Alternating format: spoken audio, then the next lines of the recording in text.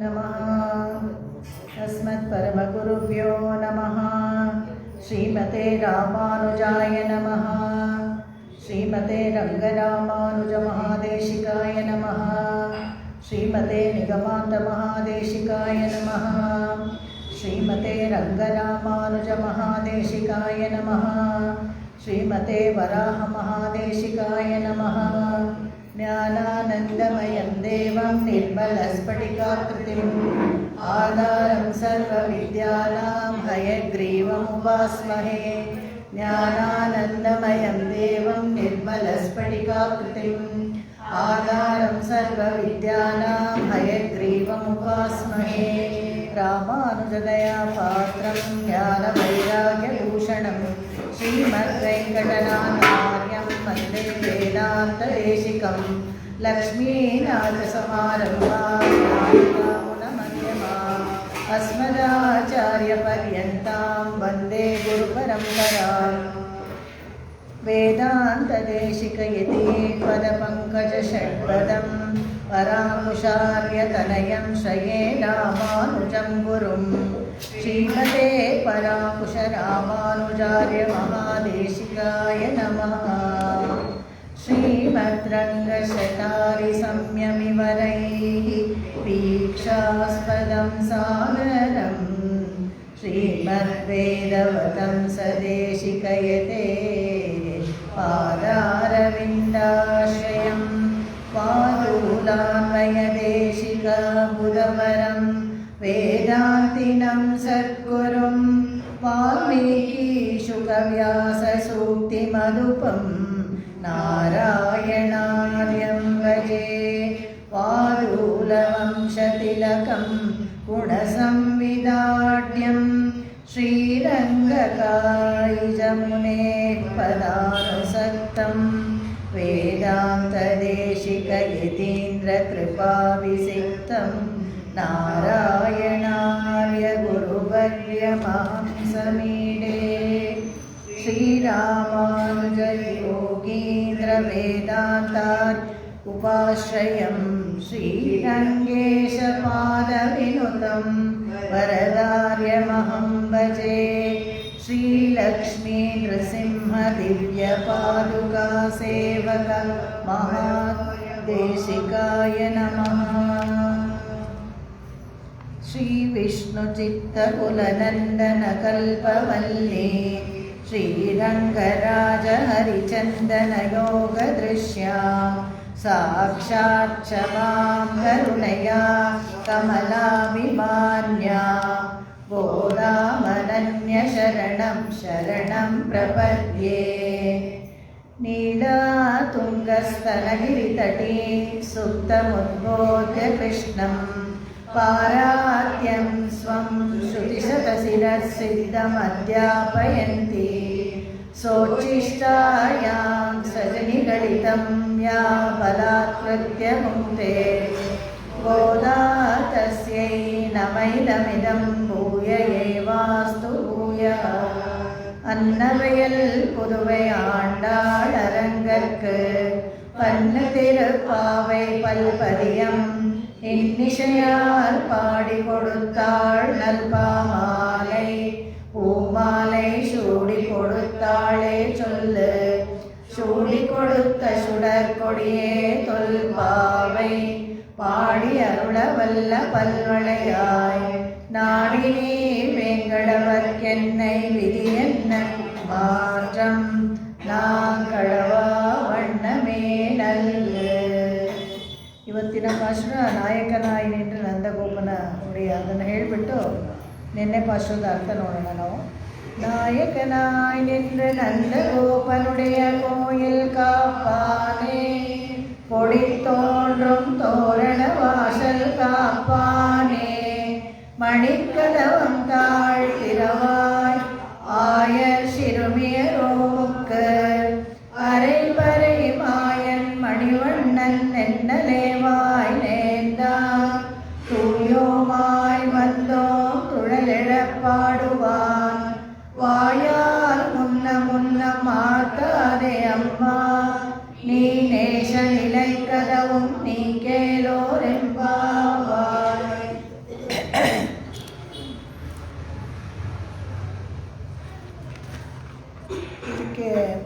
ಎಲ್ಲೆ ಇಳಂಕಿಳಿಯ ಅರ್ಥ ಹೇಳೋಕ್ಕೆ ಮುಂಚೆ ಪುಳ್ಳಿಂಗ ಕೀಂಡಾನೆಯಲ್ಲಿ ಒಂದೆರಡು ಶಂಗೊಡು ಚಕ್ಕರಂ ಏಂದುಂ ತಡಕ್ಕಯ್ಯನ್ ಅದಕ್ಕೆ ಅರ್ಥ ನೋಡಬೇಕಾಗಿತ್ತು. ಅದನ್ನು ನೋಡಿಬಿಟ್ಟು ಮುಂದೆ ಹೋಗೋಣ.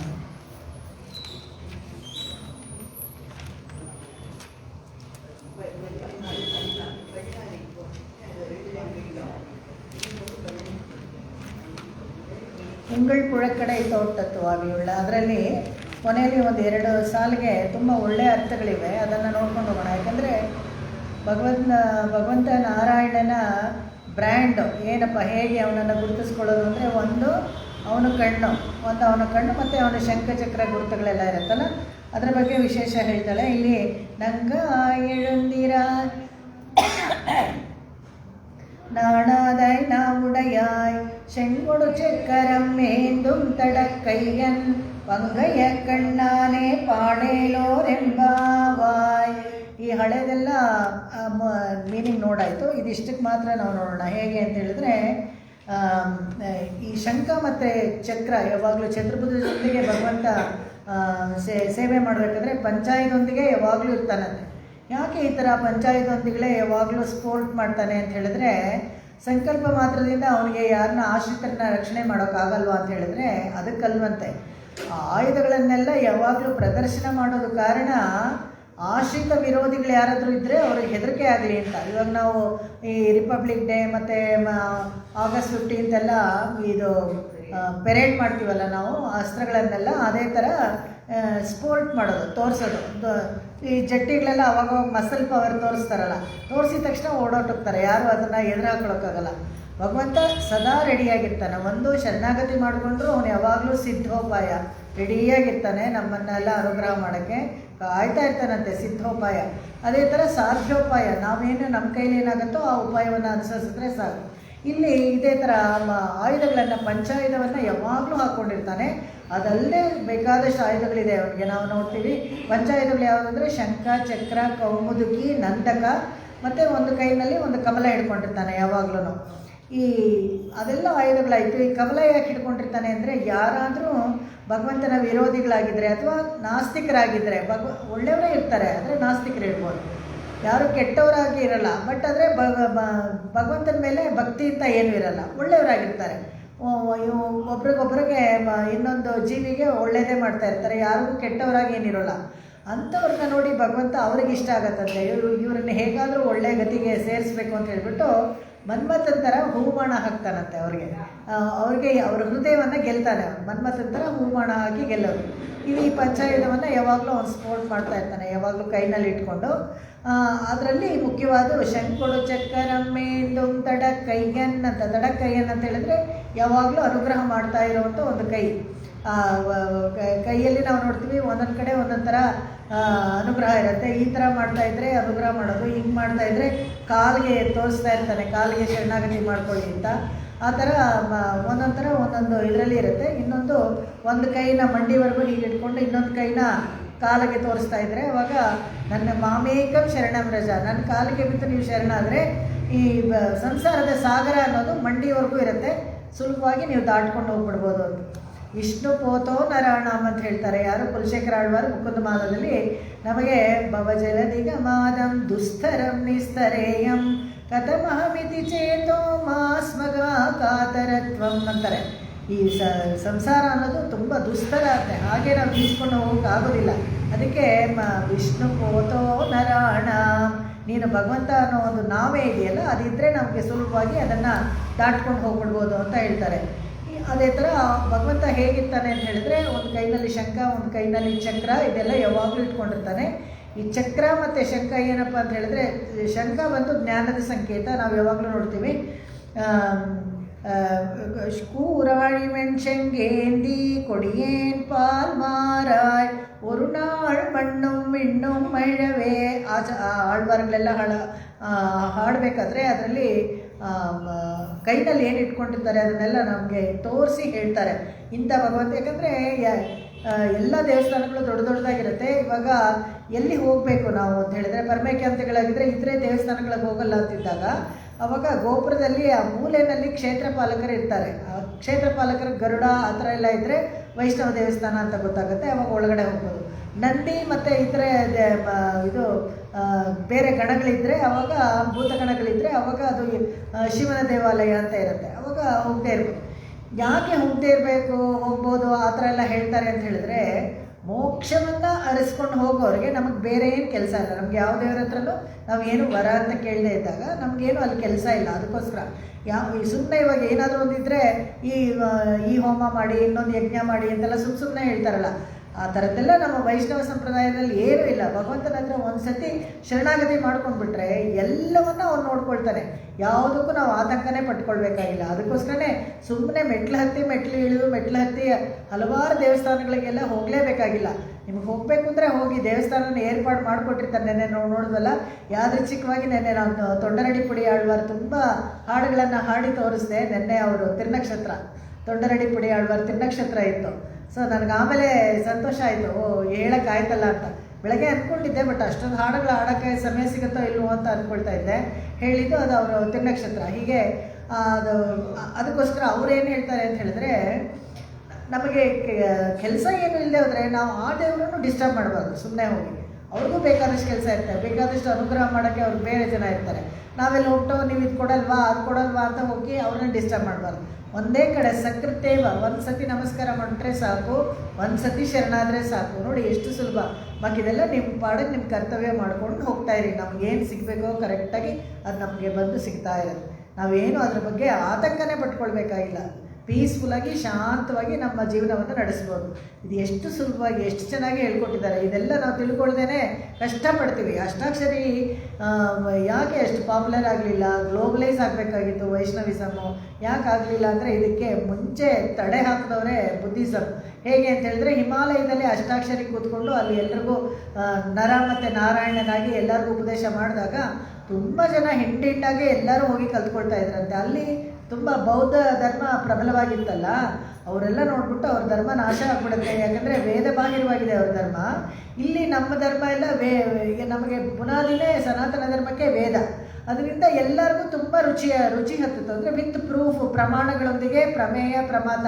ಈ ನಾಯಕನಾಯಿ ಭಾಷಣದಲ್ಲಿ ಅದೇನೆ, ಪ್ರಮಾಣ ಪ್ರಮೇಯ ಪ್ರಮಾತ, ಅದು 3 ಬಗ್ಗೆ ವಿಸ್ತಾರವಾಗಿ ಹೇಳ್ತಾರೆ. ಹೇಗೆ ಅಂದರೆ, ಏನು ಪ್ರಮಾಣ, ಯಾವುದು ನಮಗೆ ಭಗವಂತ ಇದೆ ನೀವೇ ಹೇಳ್ತಾನೇ ಇರ್ತಿರಲ್ಲ ದಿನ.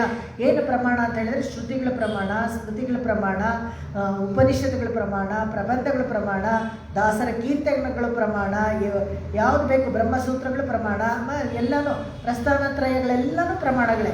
ಪ್ರಮೇಯ ಯಾರು ಅಂದರೆ ಭಗವಂತ 5 ಥರದಲ್ಲಿ ನಮಗೆ ಸಿಗ್ತಾನಲ್ಲ, ಪರ, ವಿಭವ, ವ್ಯೂಹ, ಅರ್ಚ, ಅಂತರ್ಯಾಮಿ, ಅವನೇ ಪ್ರಮೇಯ. ನಮ್ಗೆ ಯಾರು ಗುರಿ, ನಾವು ನಮ್ಮ ಭಕ್ತಿಗೆಲ್ಲ ಯಾರು ಗುರಿ ಅಂತ ಹೇಳಿದ್ರೆ ಪ್ರಮೇಯ ಅವನೇನೆ. ಆಮೇಲೆ ಪ್ರಮಾತ ಯಾರು ಅಂದರೆ ನಾವುಗಳೆಲ್ಲ ಬದ್ಧಚೇತನರು ಆಗಿದ್ದೀವಿ. ನಮಗೆ ಈ ಕಷ್ಟದಿಂದ ನಮಗೆ ಮುಕ್ತಿ ಸಿಗಬೇಕು. ಯಾರಾದರೂ ಒಬ್ರು ಅಂದ್ಕೊಳ್ತಾರೆ, ನಮಗೆ ಏನು ಕಷ್ಟ ಅಂತಿದ್ರಲ್ಲ, ನಮಗೆ ಚೆನ್ನಾಗೇ ಇದೆ, ಹಿತವಾಗೇ ಇದೆ, ಮನೆಯಲ್ಲೆಲ್ಲ ಅನುಕೂಲವಾಗೇ ಇದೆ, ಸಾಹುಕಾರ ಆಗಿದ್ದೀವಿ, ಯಾವುದಕ್ಕೂ ಕಷ್ಟ ಇಲ್ಲ ಅಂತ ಹೇಳಿದ್ರೆ, ಈ ಜನ್ಮದಲ್ಲಿ ಹೀಗೆ ಇರ್ಬೋದು, ಇನ್ನೂ ಹೆಚ್ಚು ಪುಣ್ಯ ಮಾಡ್ತಾ ಇರ್ಬೋದು, ಆದರೆ ಇನ್ನೊಂದು ಜನ್ಮ ಮನುಷ್ಯ ಜನ್ಮ ಬರುತ್ತೆ ಅಂತ ಗೊತ್ತಿಲ್ಲ. ಇದೊಂದೇ ಶ್ರಮ, ಬೇರೆ ಏನೂ ಇಲ್ಲ. ಅದೇ ಥರ ಕ್ಷತ್ರಬಂಧು ಮತ್ತು ಪುಂಡರೀಕ ಅವರಿಬ್ಬರಿಗೂ ಎಕ್ಸಾಂಪಲ್ ಕೊಡ್ತಾರೆ ಯಾವಾಗಲೂ ಪುರಾಣಗಳನ್ನು ನಾವು ಹೇಳಬೇಕಾದ್ರೆ. ಕ್ಷತ್ರಬಂಧು ಅನ್ನೋನು ಏನು ಮಾಡ್ತಾನೆ ಅಂದರೆ, ತುಂಬ ಕೆಟ್ಟವನವನು. ಸಿಕ್ಕಿದ್ದು ಅವ್ರನ್ನೆಲ್ಲ ಕಳ್ತನ ಮಾಡೋದು, ದರೋಡೆ ಮಾಡೋದು, ಮತ್ತು ಹಸುಳೆ ಹುಟ್ಟಿರುತ್ತಲ್ಲ ಅವಾಗ ಅದನ್ನು ಸುಮ್ಮನೆ ಕೊಲ್ಲೋದು, ಅದನ್ನು ಕೊಳ್ತಾ ಇರ್ತಾನೆ. ಆವಾಗ ಇದು ನೋಡಿಬಿಟ್ಟು ರಾಜ ಅವನಿಗೆ ಬಹಿಷ್ಕಾರ ಹಾಕ್ಬಿಡ್ತಾನೆ. ಅಯ್ಯೋ, ಈ ಥರದವರೆಲ್ಲ ಊರಲ್ಲಿ ಇಟ್ಕೊಂಡ್ರೆ ಸರಿ ಇಲ್ಲ ಅಂತ ಬಹಿಷ್ಕಾರ ಹಾಕ್ಬಿಟ್ಟಿರ್ತಾನೆ. ಅವನೆಲ್ಲ ಊರು ಹೊರಗಡೆ ಇರ್ತಾನೆ. ಆವಾಗ ಅಕಸ್ಮಾತಾಗಿ ಒಬ್ಬರು ಬ್ರಾಹ್ಮಣರು ಒಂದು ಹಾಳು ಬಾವಿನಲ್ಲಿ ಬಿದ್ದುಬಿಡ್ತಾರೆ. ಬಿದ್ದುಬಿಟ್ರೆ ಇವನು ಬಗ್ ನೋಡ್ತಾನೆ, ಏನೋ ಒಳ್ಳೆ ಬುದ್ಧಿ, ಎಲ್ಲರನ್ನೂ ಸಾಯಿಸೋದೆ ಇವರು ಕ್ಷತ್ರಬಂಧುಗೆ. ಆವಾಗ ಅವರನ್ನು ಒಂದು ಹಗ್ಗ ಎಲ್ಲೋ ಅಲ್ಲಿ ಎಲ್ಲ ಇದು ಬಳ್ಳಿಗಳು ಸಿಗುತ್ತಲ್ಲ, ಅದನ್ನೆಲ್ಲ ಗಂಟು ಹಾಕಿ ಅವರನ್ನು ಮೇಲೆ ತೆಗಿತಾರೆ. ಅದಕ್ಕೆ ಮೇಲೆ ತೆಗೆದಾಗ ಅವ್ರು ಹೇಳ್ತಾರೆ, ಅಯ್ಯೋ ನಿನಗೆ ಎಷ್ಟು ಒಳ್ಳೆ ಬುದ್ಧಿಪ್ಪ, ನನ್ನ ಕಾಪಾಡ್ದಿಲ್ಲ, ನಿನಗೆ ಒಂದು ಒಳ್ಳೆ ಗತಿ ಹೇಳ್ಕೊಡ್ತೀನಿ ಅಂತ. ಅಯ್ಯೋ, ನನಗೆ ಒಳ್ಳೆ ಗತಿ ಯಾರು ಹೇಳ್ಕೊಡ್ತಾರೆ, ನನ್ನ ಬಹಿಷ್ಕಾರ ಹಾಕಿದ್ದಾರೆ, ನಾನು ಎಷ್ಟು ಕೆಟ್ಟವನು ಅಂತ. ಜಾಸ್ತಿ ಏನೋ ಹೇಳಕ್ಕೆ ಹೋಗ್ಬಿಡಿ, ಉಪದೇಶ ನನಗೆ, ನಿಮ್ಮನ್ನು ಕೊಂದ್ಬಿಡ್ತೀನಿ ಆಮೇಲೆ ಅಂತಲ್ಲ. ಅಂದರೆ ಬೇಸಿಕ್ಕಾಗಿ ಅವನು ಕೆಟ್ಟವನು, ಅವನ ಗುಣನೇ. ಅವನಿಗೇನೋ ಅದೃಷ್ಟವಶಾತ್ ಈ ಬ್ರಾಹ್ಮಣರನ್ನ ಸೇವ್ ಮಾಡ್ತೀನಿ. ಪರವಾಗಿಲ್ಲಪ್ಪ, ಆ ಥರ ಏನೂ ಇಲ್ಲ, ನನ್ನ ಹತ್ರ ಇವಾಗ ಏನಿಲ್ಲ ನಿನ್ಗೆ ಉಪಕಾರ ಸ್ಮರಣೆಗೆ ಇದು ಮಾಡೋಕ್ಕೆ. ಗೋವಿಂದ ನಾಮ ಒಂದಿದೆ, ನಾರಾಯಣ ಅಂತ ನಾಮ ಹೇಳು, ನೀನು ಎಷ್ಟೇ ಪಾಪ ಮಾಡಿದರೂ ಹೋಗುತ್ತೆ ಅಂತ ಹೇಳ್ತಾರೆ. ನಾರಾಯಣ ಅಂತ ಹೇಳ್ಕೊಡ್ತಾರೆ. ನಾರಾಯಣ ಅವನ ಬಾಯಿನಲ್ಲಿ ಬರೋದಿಲ್ಲ. ಅದಕ್ಕೆ ನಾರಾಯಣ ಎನ್ನೋ ನಾಮ ಅವನಿಗೆ ಕಷ್ಟ ಆಗುತ್ತೆ, ಬಾಯಲ್ಲಿ ಬರೋದಿಲ್ಲ. ಅಯ್ಯೋ ಇದೆಲ್ಲ ಆಗಲ್ಲ, ಅದ್ರ ಬದಲು ನನ್ನ ಪಾಪನೇ ಅನುಭವಿಸ್ಕೊಂಡು ಹೋಗ್ತೀನಿ ಅಂತಂತೆ. ಅವನು ನೋಡಿ ಅವನೆಂತ ಸೋಮಾರಿ. ಹಾಗಾದರೆ ಗೋವಿಂದ ಅಂತ ಹೇಳು, ಅದು ಸುಲಭವಾಗಿದೆ ಅಂತ ಹೇಳಿ ಗೋವಿಂದ ನಾಮ ಹೇಳ್ಕೊಡ್ತಾರೆ. ಹಾಗೆ ಗೋವಿಂದ ನಾಮ ಹೇಳಿ ಅವನಿಗೆ ಆ ಜನ್ಮದಲ್ಲೇನು ಅವನಿಗೆ ಮುಕ್ತಿ ಮೋಕ್ಷ ಅಂತ ಏನೂ ಸಿಗಲಿಲ್ಲ, ಆದರೆ ಇನ್ನೊಂದು ಜನ್ಮ ಅವನಿಗೆ ತುಂಬ ಒಳ್ಳೆಯವನಾಗಿರೋ ಜನ್ಮ ಸಿಗುತ್ತೆ. ಅವನು ಆಮೇಲೆ ಮೋಕ್ಷಕ್ಕೆ ಹೋಗಿ ಸೇರ್ತಾನೆ. ನಾವು ಈ ಭಗವಂತನ ಮತ್ತು ಚತುರ್ಮುಖ ಬ್ರಹ್ಮನ ಕಲ್ಪಮಾನ ಆ ಕಾಲಮಾನದಲ್ಲಿ ನೋಡಿದ್ರೆ ನಮ್ಮ 100 ವರ್ಷದ ಆಯಸ್ಸೆಲ್ಲ ಅವ್ನು ಕಣ್ಬಿಟ್ಟಿಸೋಷ್ಟು ಇಲ್ಲ ಅಂತ ಇಟ್ಕೊಳ್ಳಿ. ಅವಾಗ ಅಯ್ಯೋ ಆ ಜನ್ಮದಲ್ಲಿ ಸಿಗಲ್ವಾ ಇನ್ನೊಂದು ಜನ್ಮ ಅಂತ ಹೇಳಿದರೆ ಅಷ್ಟು ಬೇಗ ಹಾಗೆ ಚಿಟಿಕೆ ಹೊಡೆಯೋದ್ರೆ ಹೊರಟೋಗುತ್ತೆ. ಅದೇ ಥರ ಪುಂಡರೀಕ ಅಂತ ಒಬ್ಬ ಇರ್ತಾನಂತೆ. ಅವನು ಯಾವಾಗಲೂ ಒಳ್ಳೆಯವನು, ತುಂಬ ಸಾತ್ವಿಕ, ಯಾವಾಗಲೂ ಪುಣ್ಯದ ಕೆಲಸನೇ ಮಾಡ್ತಾ ಇರ್ತಾನೆ. ಆವಾಗ ಭಗವಂತನ ಜೊತೆಗೆ ಮಾತು ಎಲ್ಲ ಆಡ್ತಾ ಇರ್ತಾನೆ. ಅವ್ನು ಹೇಳ್ತಾನಂತೆ ನನಗಂತೂ ಮೋಕ್ಷ ಗ್ಯಾರಂಟಿ ಸಿಕ್ಕೇ ಸಿಗತ್ತಲ್ವಾ ಅಂತ. ಭಗವಂತ ಹೇಳ್ತಾನಂತೆ ಯಾಕೆ ಮೋಕ್ಷ ನಿನ್ಗೆ ಯಾಕೆ ಸಿಗಬೇಕು ಅಂತ ಕೇಳ್ತಾನೆ. ನಾನು ಎಷ್ಟು ಒಳ್ಳೆ ಕೆಲಸ ಮಾಡ್ತೀನಿ, ಯಾವಾಗಲೂ ಯಾರಿಗೂ ಏನೂ ತೊಂದರೆ ಕೊಟ್ಟಿಲ್ಲ ಅಂತ. ಅವ್ರು ಹೇಳಿದೆ ನೀನು ಒಳ್ಳೆ ಕೆಲಸಕ್ಕೆ ಮಾಡಿದ್ರೆ ನಿನಗೆ ಪುಣ್ಯ ಸಿಗುತ್ತೆ, ನೀನು ಅದಕ್ಕೆ ಆ ಪುಣ್ಯವನ್ನು ನೀನು ಅನುಭವಿಸ್ಕೊಂಡು ಹೋಗ್ತೀಯ ಇನ್ನೊಂದು ಸತಿನೋ ಅಥವಾ ಇದೇ ಜನ್ಮದಲ್ಲಿ ಅನುಭವಿಸ್ಕೊಂಡು ಹೋಗ್ತೀಯ. ಮೋಕ್ಷ ಅಂತ ಏನು ಸಿಗೋದಿಲ್ಲ ಅಂತ. ಹಾಗೆ ಮೋಕ್ಷಕ್ಕೆ ಏನು ಮಾಡಬೇಕಂದ್ರೆ ನೀನು ಕೇಳಲೇ ಇಲ್ವಲ್ಲ, ಮೋಕ್ಷ ಬೇಕು ಅಂತ ಕೇಳಬೇಕು. ಇದೊಂದು ವ್ಯಾಜ ಅಂದರೆ ಒಂದು ಕಂಡೀಷನ್ ಅಂತ ಇಡ್ತಾರೆ. ಕೇಳಬೇಕು ಭಗವಂತನ, ನನಗೆ ಮೋಕ್ಷ ಕೊಡಬೇಕು, ಸಾಕು ನನಗೆ ಸಂಸಾರದಲ್ಲಿ ಇಷ್ಟು, ಇನ್ಮೇಲೆ ಮೋಕ್ಷ ಕೊಡಪ್ಪ ಅಂತ. ಪ್ರತಿಯೊಬ್ಬರಿಗೂ ಹಾಗೆ ಒಂದು ಸತಿ ಅನಿಸುತ್ತೆ, ಎಷ್ಟೇ ಚೆನ್ನಾಗಿದ್ರೇನು ಹಾಗೆ. ಯಾಕೆ ಪ್ರಾಣಗಳನ್ನು ಹೋಗಬೇಕಾದ್ರೆ ಎಲ್ಲರೂ ಅಂದ್ಬಿಡ್ತಾರೆ ಅಯ್ಯೋ ನಿದ್ದೆನಲ್ಲಿ ಸುಖವಾಗಿ ಪ್ರಾಣ ಬಿಟ್ಬಿಟ್ರು ಅಂತ. ಯಾರು ಏನೂ ಸುಖವಾಗಿ ಪ್ರಾಣ ಬಿಡಲ್ಲ. ಪಂಚ ಪ್ರಾಣಗಳು ದೇಹದಲ್ಲಿ ಪ್ರಾಣ, ಪಾನ, ಅಪಾನ, ಸಮಾನ, ವ್ಯಾನ ಅಂತೆಲ್ಲ ಓಡಾಡ್ತಿರುತ್ತಲ್ಲ, ಆ ಪಂಚ ಪ್ರಾಣಗಳು ಮುಖ್ಯ ಪ್ರಾಣದಲ್ಲಿ ಲೀನ ಆಗಬೇಕು. ಅದು ಲೀನ ಮಾಡೋದು ಯಾರು ಅಂತ ಹೇಳಿದ್ರೆ ಸಾಕ್ಷಾತ್ ಭಗವಂತ. ಪ್ರತಿಯೊಬ್ಬರಿಗೂ ಇಲ್ಲಿ ಸ್ತ್ರೂಣಿ ಅಂತ ಹೇಳ್ತಾರೆ ಕತ್ತತ್ರ. ಆ ಸ್ತ್ರೂಣಿ ಹತ್ರ ಕಡೆದು ಎಲ್ಲ ಪ್ರಾಣಗಳು ಅದರಲ್ಲಿ ಬಂದು ಸೇರ್ಕೊಳ್ಳೋ ಥರ ಮುಖ್ಯ ಪ್ರಾಣದಲ್ಲಿ ಮಾಡಿ ಅಲ್ಲಿಂದ ಅದನ್ನು ತೊಗೊಳ್ತಾನೆ, ತನ್ನ ವಶಕ್ಕೆ ತೊಗೊಳ್ತಾನೆ.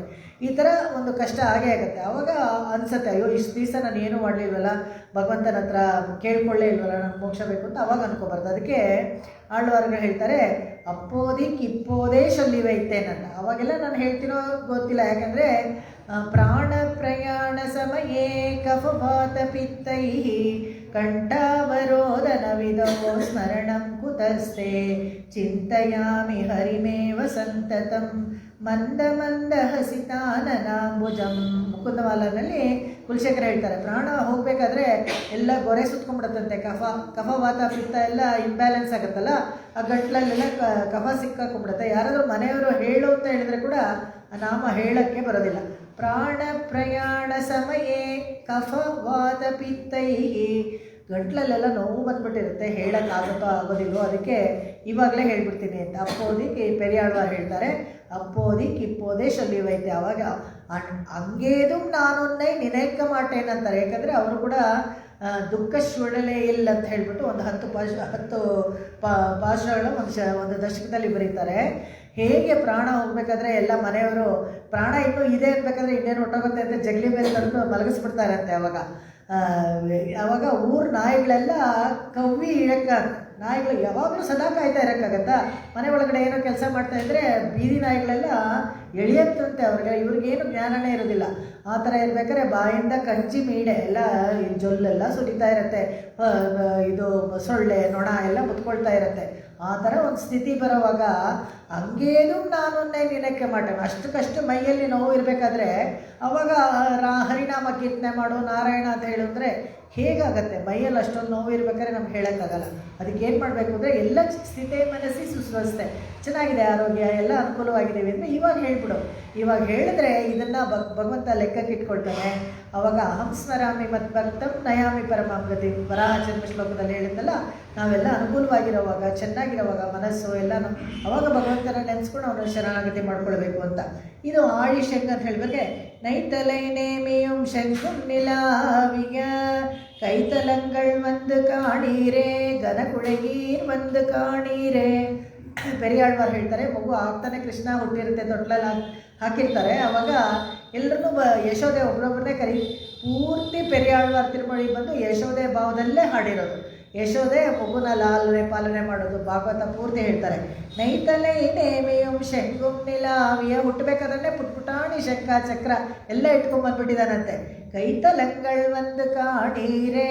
ಎಕ್ಸ್ಟ್ರಾ ಚತುರ್ಭುಜ ಇತ್ತ ಕೃಷ್ಣನಿಗೆ ಅಂತ ಅದಲ್ಲ, ಈ ಕೈಗಳಲ್ಲಿ ಶಂಖ ಚಕ್ರ ಎಲ್ಲ ಇರುತ್ತಲ್ಲ, ಇದೆಲ್ಲ ಗುರುತು. ನಾವು ಚಿಕ್ಕ ಮಕ್ಕಳಾಗಿರ್ಬೇಕಾದ್ರೆ ನಾವೆಲ್ಲ ನೋಡ್ತಾ ಇದ್ವಿ, ಯಾರಿಗೆ ಜಾಸ್ತಿ ಚಕ್ರ ಇದೆಯೋ ತುಂಬ ಪವರ್ಫುಲ್, ಯಾರಿಗೆ ಜಾಸ್ತಿ ಶಂಖ ಇದೆಯೋ ಬುದ್ಧಿವಂತರು ಅಂತ. ಆ ಥರ ಇಲ್ಲ. ಅದನ್ನು ಇಲ್ಲಿ ಪೆರಿಯಾಳ್ವಾರ್ ಹೇಳ್ತಾರೆ, ಕೈ ತಲಂಗಳು ಪುಟ್ ಪುಟ್ಟಾಣಿ ಕೈ, ಅದನ್ನು ಬಂದು ನೋಡ್ರಿ. ಕಾಣೀರೇ ಘನ ಕುಳಗೀರ್ ಒಂದು ಕಾಣೀರ್. ದೊಡ್ಡ ದೊಡ್ಡ ಲೋಲಾಕ್ ಹಾಕ್ಕೊಂಡಿದ್ರಂತೆ ಎಲ್ಲರೂ, ಘನ ಕುಳಗೀರ್.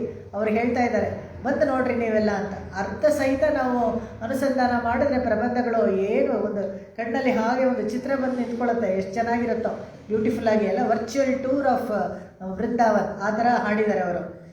வடிவாய் சோதி வலத்துறையும் சுடராழியும் பல்லாண்டு படைப்போர் புக்கு முழங்கும் ಅಪ್ಪಾಂಜ ಶನ್ಯಮಂ ಪಲ್ಲಾಂಡೆ. ಪೆರಿಯಾಳ್ವಾರ್ಗೆ ಆನೆ ಮೇಲೆ ಕೂತು ಮೆರವಣಿಗೆ ಮಾಡಿಸ್ಬೇಕಾದ್ರೆ ನೋಡ್ತಾನೆ, ಶಂಖಚಕ್ರದೊಂದಿಗೆ ಚತುರ್ಭುಜದೊಂದಿಗೆ ಶ್ರೀದೇವಿ ಭೂದೇವಿ ಎಲ್ಲರೂ ಗರುಡವಾಹನರಾಗಿ ಬಂದು ಇವ್ರ ಮೇಲೆ ಹೂಮಳೆ ಸುರಿಸ್ತಾರೆ. ಯಾಕಂದರೆ ಪರತತ್ವವನ್ನು ನಿರ್ಧಾರ ಮಾಡುವಾಗ ತುಂಬ ಚೆನ್ನಾಗಿ ಹೇಳಿದ್ರು ಅಂತ ಖುಷಿಗೆ ಹೂಮಳೆ ಸುರಿಸ್ತಾರೆ. ಆವಾಗ ನೋಡ್ಬಿಟ್ಟು ಹೇಳ್ತಾರೆ, ನೀನು ಬಲಗೈನಲ್ಲಿ ವಡಿವ ಯಶೋದಿಮಲ ತುರೆಯು, ಅದು ಪ್ರಕಾಶಮಾನವಾಗಿದೆ. ಸುಡರಾಳಿಯು ಪಲ್ಲಾಂಡ್ ಆ ಥರ ಇಟ್ಕೊಂಡಿದ್ಯಾ ನೀನು. ಬಲಗೈನಲ್ಲಿ ಶಂಖ ಮತ್ತು ಎಡಗೈನಲ್ಲಿ ಚಕ್ರ. ಯಾಕೆ ಯಾವಾಗಲೂ ಬಲಗಡೆ ಶಂಖ ಎಡಗಡೆ ಚಕ್ರ ಭಗವಂತನಿಗೆ ಅಂತ ಹೇಳಿದ್ರೆ, ಸುಲಭವಾಗಿದ್ಬಿಟ್ರೆ ಎಲ್ಲರ ಮೇಲೂ ಪ್ರಯೋಗ ಮಾಡಿಬಿಡ್ತಾನೆ ಅಂತ, ಅದು ಪನಿಷ್ಮೆಂಟ್ ಥರ ಆಗ್ಬಿಡತ್ತೆ ಅಂತ.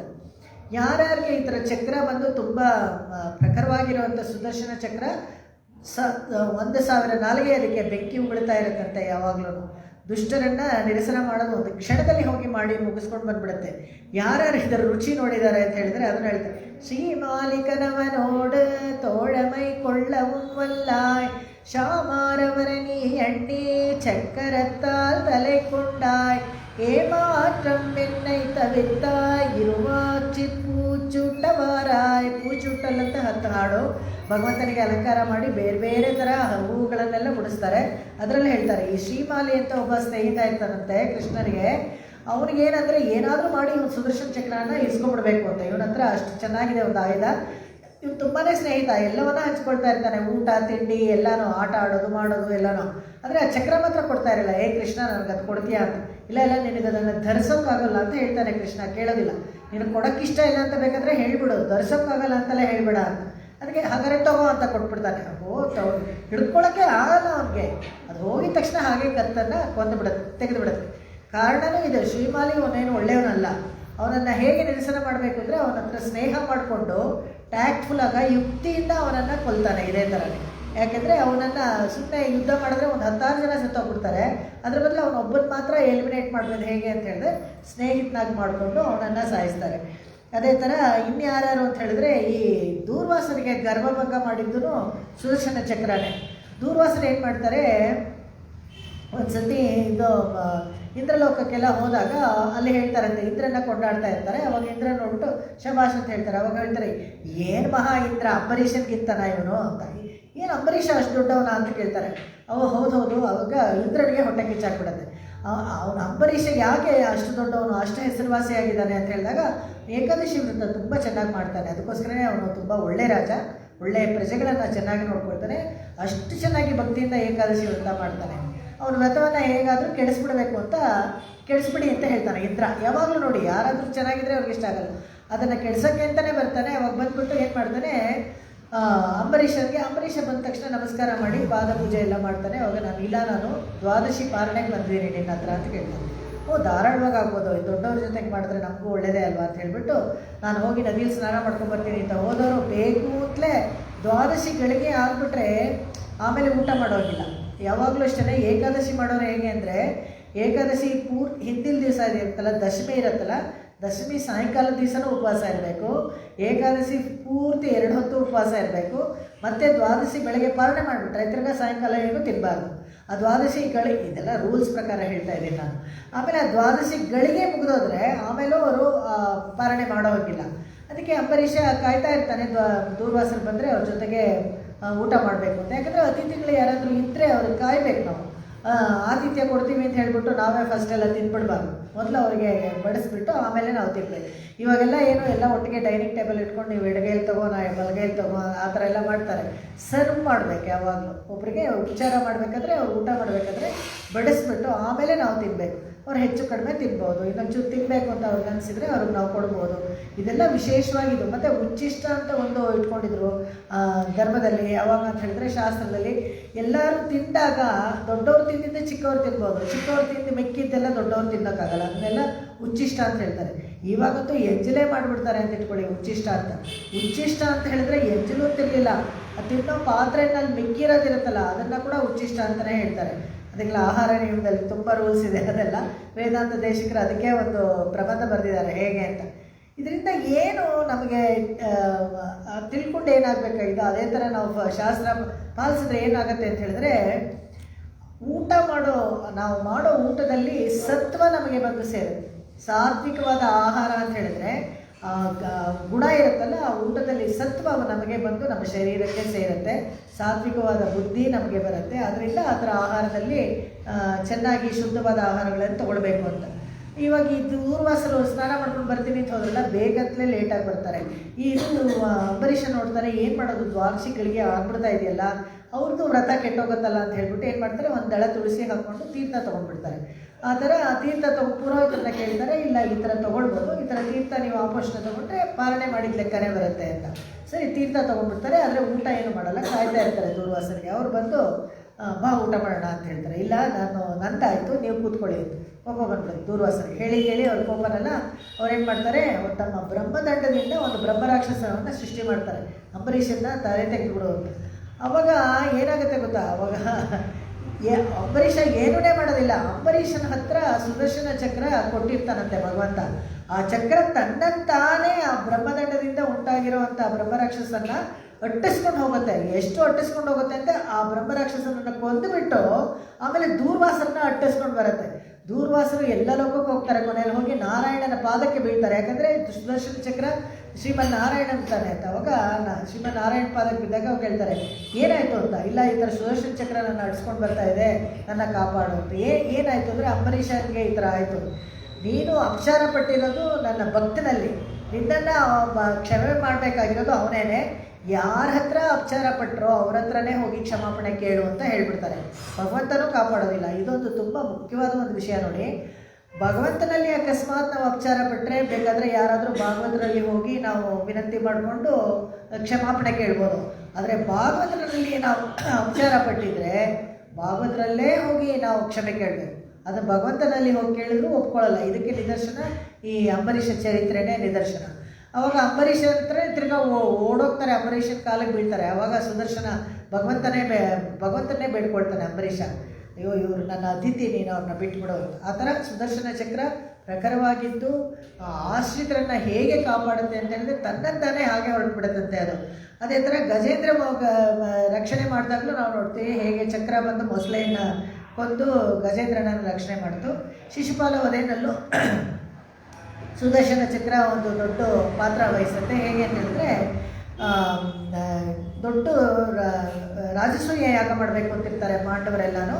ಆ ಥರ ಮಾಡಬೇಕು ಅಂತಿದ್ದಾಗ ಇಂದ್ರಪ್ರಸ್ಥದಲ್ಲಿ ತುಂಬ ವಿಜೃಂಭಣೆಯಿಂದ ಎಲ್ಲವನ್ನು ತಯಾರಿ ಮಾಡ್ಕೊಳ್ತಾ ಇರ್ತಾರೆ. ಎಲ್ಲ ದೊಡ್ಡ ಯಾಗ ಸತ್ರಗಳೆಲ್ಲ ತುಂಬ ಸುಮಾರು ನಮ್ಮ ಫಂಕ್ಷನ್ ಎಲ್ಲ ಏನಿಲ್ಲ, ಈವೆಂಟ್ ಮ್ಯಾನೇಜ್ಮೆಂಟು ಯಾಗಗಳು ಸತ್ರಗಳೆಲ್ಲ ವರ್ಷಗಟ್ಟಲೆ ನಡೆಯುತ್ತೆ. ರಾಜಸೂಯ ಯಾಗಕ್ಕೂ ತುಂಬ ಎಲ್ಲ ರೆಡಿ ಮಾಡ್ಕೊಳ್ತಾ ಇರ್ತಾರೆ ಅಲ್ಲೆಲ್ಲ. ಆವಾಗ ಯಾರಿಗೆ ಮೊದಲು ಪ್ರಥಮ ಪೂಜೆ ಕೊಡಬೇಕು, ಈ ಯಾಗನ ಶುರು ಮಾಡೋಕ್ಕೆ ಮುಂಚೆ ಯಾರಾದರೂ ಒಬ್ಬರು ಹಿರಿಯರಿಗೆ ಪಾದ ಪೂಜೆ ಮಾಡಿಬಿಟ್ಟು ಯಾಗ ಶುರು ಮಾಡಬೇಕು ಅಂತ ಎಲ್ಲ ಯೋಚನೆ ಮಾಡ್ತಾ ಇರ್ತಾರೆ. ಒಬ್ಬರು ಭೀಷ್ಮರಿಗೆ ಕೊಡಬೇಕು, ಅವರೇ ಭೀಷ್ಮ ಪಿತಾಮಹ ಅಲ್ವಾ ಅಂತ. ಇನ್ನು ಕೆಲವರು ಇಲ್ಲ ಕೃಪಾಚಾರ್ಯರು ಕೊಡ್ಬೋದು ಅಂತಾರೆ, ಇಲ್ಲ ದ್ರೋಣಾಚಾರ್ಯ ಇದ್ದಾರಲ್ಲ ಅವರು ಎಲ್ಲರಿಗೂ ಪಾಠ ಕಲಿಸ್ತಾರೆ ಅವರು ಕೊಡ್ಬೋದು ಅಂತಾರೆ. ಆಮೇಲೆ ಕೊನೆಗೆ ಕೃಷ್ಣನಿಗೆ ಕೊಡ್ಬೋದು ಅಂತ ಹೇಳ್ತಾರೆ. ಆಮೇಲೆ ಎಲ್ಲರೂ ಪಾಂಡವರೆಲ್ಲನೂ ಯೋಚನೆ ಮಾಡ್ಕೊಂಡು ಇಲ್ಲ ಕೃಷ್ಣನೇ ಎಲ್ಲರಿಗೂ ಬೇಕಾದವನು ಕೃಷ್ಣನೇ, ಅವನು ಕೊಡೋಣ ಅಂದ ತಕ್ಷಣ ಶಿಶುಪಾಲ ಎದ್ದು ನಿಂತ್ಕೊಳ್ತಾನೆ.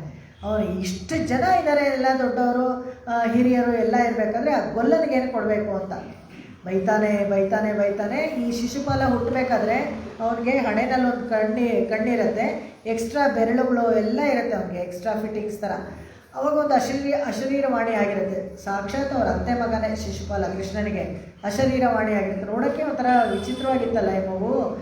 ಅಶರೀರವಾಣಿ ಹೇಳುತ್ತೆ, ಯಾರು ಈ ಮಗುನ ತಗೊಂಡಾಗ ಆ ಎಕ್ಸ್ಟ್ರಾ ಕಣ್ಣು ಮತ್ತು ಇದು ಬೆರಳುಗಳು ಎಲ್ಲ ಉದುರು ಹೋಗುತ್ತೋ ಅವನ ಕೈಯಲ್ಲೇ ಈ ಮಗುಗೆ ಸಾವು ಅಂತ ಅಶರೀರವಾಣಿ ಆಗ್ಬಿಡುತ್ತೆ.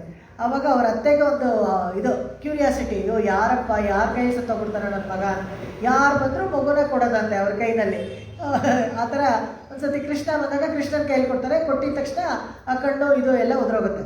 ಅಯ್ಯೋ ಕೃಷ್ಣ ಅಂತ ಅವಳು ಕೃಷ್ಣನ ಕಾಲಿಗೆ ಬಿದ್ದುಬಿಡ್ತಾಳೆ. ಅತ್ತೆ ದೊಡ್ಡವಳು, ಇವಳಿಗಿಂತ ಹಿರಿಯ, ಕೃಷ್ಣನಿಗಿಂತ ದೊಡ್ಡವಳು.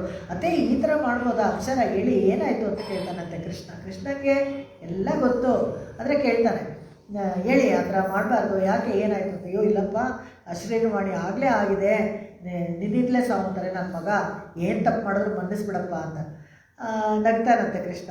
ಈ ತಪ್ಪು ಮಾಡಿದ್ರೆ ಮನ್ನಿಸ್ಬೋದು, ಏನು ಎಲ್ಲ ತಪ್ಪು ಮಾಡಿದ್ರು ಮನ್ಸೋಕ್ಕಾಗಲ್ಲ ಅಂತ. ಇಲ್ಲ ಅವ್ನು 100 ತಪ್ಪು ಮಾಡಿದ್ರೆ ಮನ್ನಿಸ್ಬಿಡು ಅಂತ ಹೇಳ್ತಾನಂತೆ. ಎಣಿಸ್ಕೊಂಡ್ರೆ ತನ್ನ ಮಗ 100 ತಪ್ಪೇ ಮಾಡಲ್ಲ ಅನ್ನೋ ಥರ.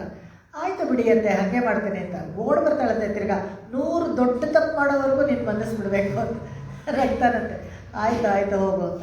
ಹೀಗೆ ಇಲ್ಲಿ ಕೂತಿರ್ತಾನಲ್ಲ ಈ ಸಭೆಯಲ್ಲಿ, ರಾಷ್ಟ್ರೀಯ ಯಾಗದಲ್ಲಿ ಅಲ್ಲೆಲ್ಲ ಹರಿವಾಣ ಇಟ್ಟಿರ್ತಾರೆ, ಚಿನ್ನದ ಹರಿವಾಣ, ಹೂವುಗಳು ಎಲ್ಲ ಇಟ್ಟಿರ್ತಾರೆ, ಪೂಜಾ ಸಾಮಗ್ರಿಗಳೆಲ್ಲ ಇಟ್ಟಿರ್ತಾರೆ.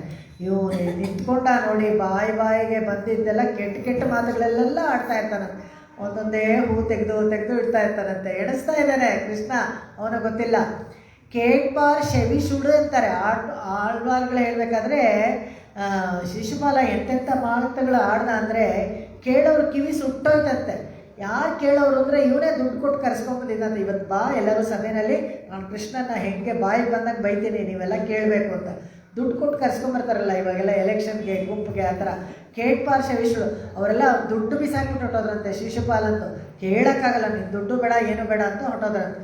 ಆಮೇಲೆ ಆ ಥರ 100 ಹೂ ಎಣಿಸಾದ್ಮೇಲೆ ಚಕ್ರ ತನ್ನಂತಾನೆ ಹೋಗಿ ಶಿಶುಪಾಲನಿಗೆ ಕತ್ತನ್ನು ತೆಗೆದುಬಿಡುತ್ತೆ. ಅವನಿಗೆ ಕತ್ತು ತೆಗೆದಾಗ ಕೊನೆಯಲ್ಲಿ ಶಿಶುಪಾಲನಿಂದ ಆತ್ಮಜ್ಯೋತಿ ಬಂದು ಕೃಷ್ಣನ ಹತ್ರ ಹೋಗಿ ಸೇರಿಕೊಳ್ಳುತ್ತೆ.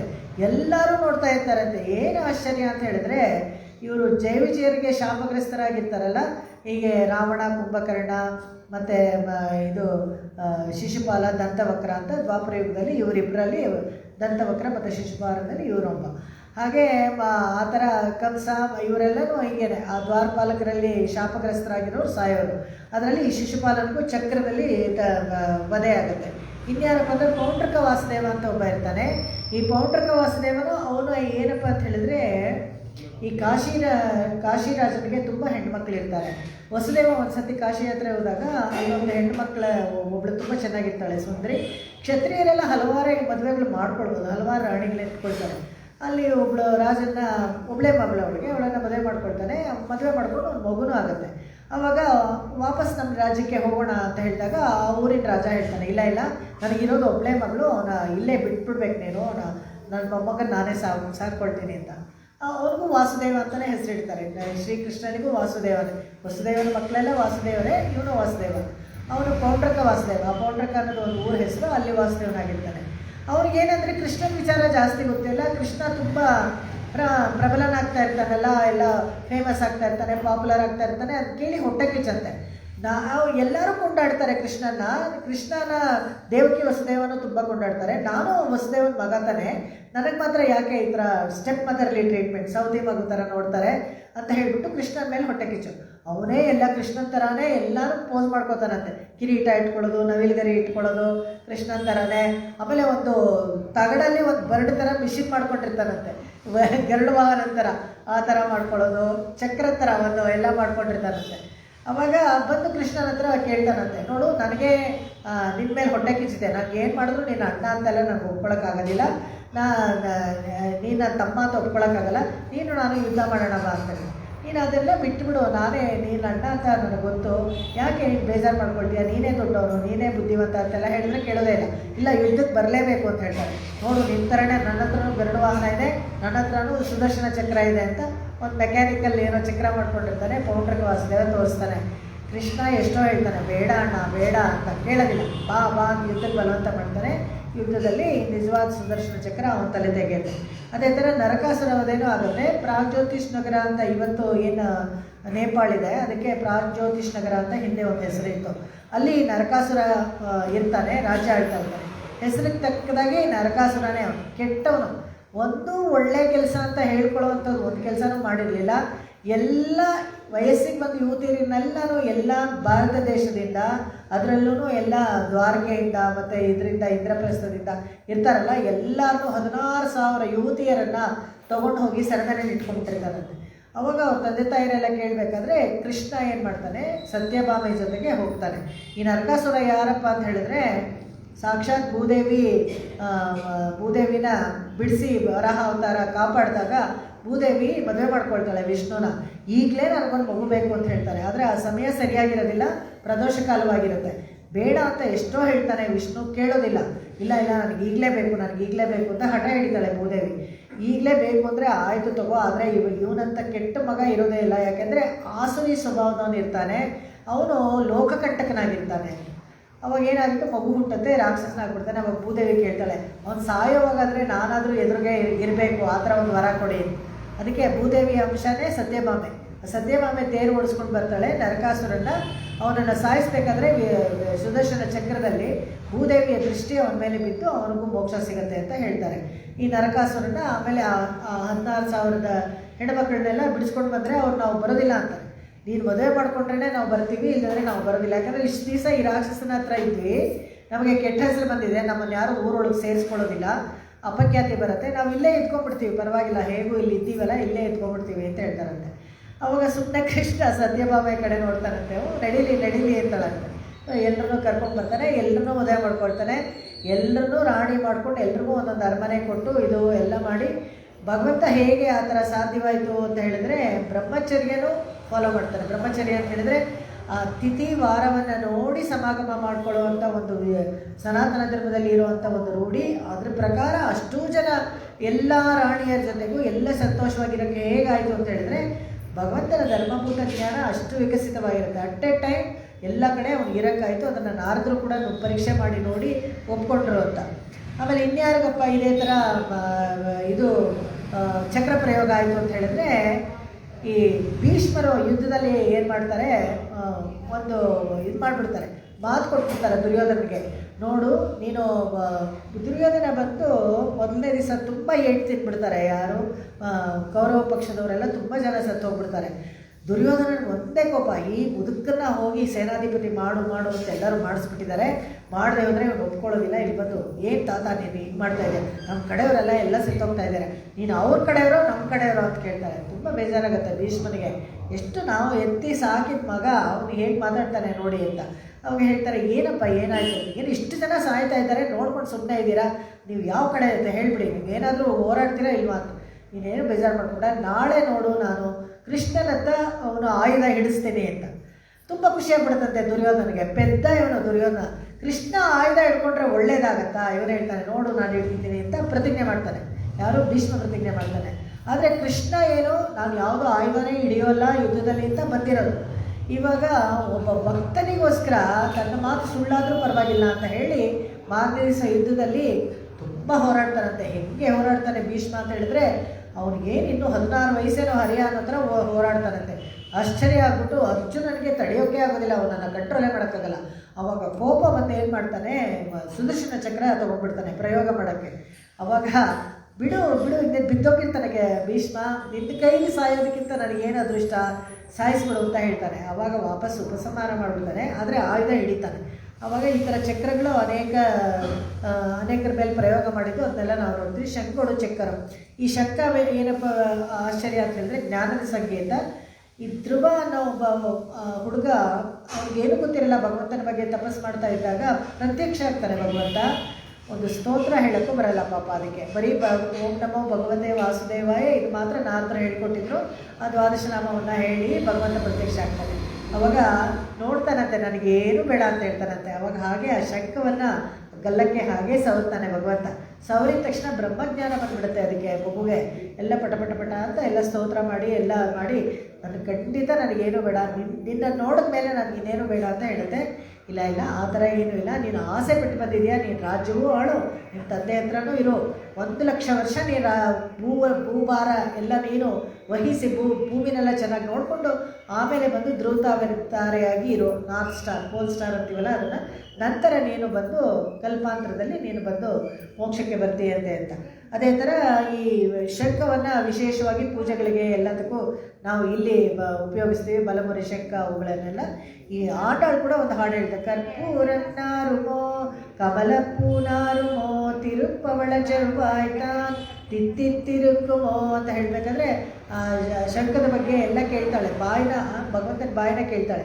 ಆ ಶಂಖ ಯಾವಾಗಲೂ ಊದ್ತಿಯಲ್ಲ ಅದು ಹೇಗಿರುತ್ತೆ ಅಂತ ಶಂಖನ ಕೇಳ್ತಾಳೆ. ನೀನು ಹೋಗಿ ನೋಡ್ಕೊಂಡು ಬಾ, ಭಗವಂತನ ಬಾಯಿ ಯಾವ ವಾಸನೆ ಬರುತ್ತೆ, ವೇದದ ವಾಸನೆ ಬರ್ತಾ ಇದೆಯಾ ಇಲ್ಲ ಕರ್ಪೂರದ ವಾಸನೆ ಬರ್ತಾ ಇದೆಯಾ ಅಂತ ಶಂಖದ ಮೇಲೆ ಒಂದು 10 ಹಾಡು ಹಾಡ್ತಾಳೆ. ಆ ಥರ ಅದು ಈ ಶಂಖ ಚಕ್ರ ಇದ್ರ ವಿಚಾರ. ಹೀಗಾದರೆ ಮತ್ತೆ ನಾವು ನೋಡ್ತೀವಿ ಈ ಪಂಗಯ್ಯ ಕಣ್ಣಾನೆ ಅಂತ ಹೇಳಿದ್ರಲ್ಲ, ಈ ಭಗವಂತನಿಗೆ ಬ್ರ್ಯಾಂಡೆಡ್ ಕಣ್ಣು ಯಾವಾಗಲೂ ನೆನ್ನೆನೋ ಹೇಳಿದ್ವಿ, ಕಪ್ಯಾಸಂ ಪುಂಡರೀಕಮೇವ ಅಕ್ಷಿಣಿ. ತಾವರೆ ದಳ ಇರುತ್ತಲ್ಲ ಆ ಥರ ಶೇಪ್ ಬ್ಯೂಟಿಫುಲ್ ಆಗಿರುತ್ತೆ, ದೊಡ್ಡದಾಗಿರುತ್ತೆ, ವಿಶಾಲ ನೇತ್ರ, ಎಲ್ಲರಿಗೂ ಒಂದು ಲೇಸಾಗಿ ಒಂದು ಕೆಂಪು ಬಣ್ಣದ ಗೆರೆ ಇರುತ್ತೆ. ಅದೇನಪ್ಪ ಅಂದರೆ ವಾತ್ಸಲ್ಯ, ನೋಡಿದವ್ರಿಗೆ ಕರುಣೆ ಸೂಸ್ಬೇಕು. ಕಣ್ಣಲ್ಲಿ ನೋಡಿದ ತಕ್ಷಣ ನಮಗೆ ದಯೆ ತೋರಿಸ್ತಾ ಇದ್ದಾನೆ ಅಂತ ಗೊತ್ತಾಗಬೇಕು. ಎಲ್ಲ ಕಣ್ಣಲ್ಲೇ ನವರಸಗಳು ತೋರಿಸ್ತಾರೆ. ನೃತ್ಯ ಮಾಡೋರೆಲ್ಲ ಕಣ್ಣಲ್ಲೇ ಎಲ್ಲ ಭಯ, ಬೀಭತ್ಸ, ಮತ್ತು ಕರುಣೆ, ದಯೆ ಮತ್ತು ಹಾಸ್ಯ ಎಲ್ಲವನ್ನು ಕಣ್ಣಲ್ಲೇ ಎಲ್ಲ ತೋರಿಸ್ತಾರೆ. ಆ ಥರ ಭಗವಂತನಿಗೆ ಲೇಸಾಗಿರೋ ಗೆರೆ ಎಲ್ಲ ನಮ್ಮ ಮೇಲೆ ವಾತ್ಸಲ್ಯ ಅಂತ. ವಾತ್ಸಲ್ಯ ಅಂದರೆ ಏನು ಅಂತ ಹೇಳಿದರೆ, ಈ ಹಸುಗಳೆಲ್ಲ ಏನಪ್ಪ ಅಂದರೆ ಒಂದು ಚೂರು ಗಲೀಜಿದ್ರೆ ಇಷ್ಟ ಆಗಲ್ಲ ಅವಕ್ಕೆಲ್ಲ. ಹುಲ್ಲುಗಳೇನಾದರೂ ಅಕಸ್ಮಾತ್ ಸಗಣಿನೋ ಅಥವಾ ಗಂಜಲ ಆಗಿಬಿಟ್ಟಿದ್ರೆ ಆ ಹುಲ್ಲು ಮೇಯದೇ ಇಲ್ಲ, ಕಾಲು ಹಾಗೆ ತಳ್ಳಿಬಿಡುತ್ತವೆ ಅವು. ಅಂಥ ಹಸು ಒಂದು ಕರು ಹಾಕಿದ್ರೆ ಏನು ಮಾಡುತ್ತೆ, ಎಷ್ಟು ಗಲೀಜಲ್ಲಿ ಇದೆಲ್ಲ ಮಲದೊಂದಿಗೆ ಕರು ಹಾಕತ್ತಲ್ಲ, ಆ ಕರುನ ನೆಕ್ಕತ್ತೆ ಫುಲ್ಲು, ಬಾಯಿನಲ್ಲಿ ನೆಕ್ಕಿ ಅದನ್ನು ನಿಂತ್ಕೊಳ್ಳೋ ಥರ ಮಾಡುತ್ತೆ. ಅದು ಮಾಡಲೇಬೇಕು, ಇಲ್ಲದೆ ಹೋದರೆ ಆ ಕರುನ ಒಪ್ಕೊಂಡಾಗೆ, ಆ ತಾಯಿ ಕರುನ ವಾಸನೆ ಮಾಡದೆ ಹೋದರೆ, ನೆಕ್ಕದೆ ಹೋದರೆ ಮನೆಯವ್ರ ಹತ್ರ ಹೋಗಿ ತೋರಿಸ್ತಾರೆ. ಯಾಕಂದರೆ ಆಮೇಲೆ ಫುಲ್ ರಿಜೆಕ್ಟ್ ಮಾಡಿಬಿಡುತ್ತೆ, ಕರುನ ಹತ್ರಕ್ಕೆ ಸೇರಿಸಲ್ಲ. ಕರು ಹತ್ರಕ್ಕೆ ಸೇರಿಸದೆ ಹೋದರೆ ಹಾಲು ಸರಿಯಾಗಿ ಸೊರೆ ಕೊಡಲ್ಲ ಅಂತ ಹೇಳ್ಬಿಟ್ಟು. ಆದರೆ ಇದು ಪ್ರೀತಿಯಿಂದ ಎಷ್ಟು ವಾತ್ಸಲ್ಯದಿಂದ ನೆಕ್ಕತ್ತೆ ಅಂತ ಹೇಳಿದ್ರೆ ಅದಕ್ಕೆ ಅದು ವತ್ಸ ಅಂತ ಹೇಳ್ತಾರೆ. ಕರುಗೆ ವತ್ಸ ಅಂತ ಸಂಸ್ಕೃತದಲ್ಲಿ. ಅದು ಪ್ರೀತಿಯಿಂದ ನೆಕ್ಕೋದ್ರಿಂದ ವಾತ್ಸಲ್ಯ ಅಂತ ಪದ. ಆ ವಾತ್ಸಲ್ಯ ಭಗವಂತನಿಗೂ ನಮ್ಮ ಮೇಲೆ ವಾತ್ಸಲ್ಯ ಕಣ್ಣಲ್ಲಿರೋ ಲೇಸಾಗಿರೋ ಗೆರೆಗಳಲ್ಲಿ ಗೊತ್ತಾಗುತ್ತೆ ಅಂತ.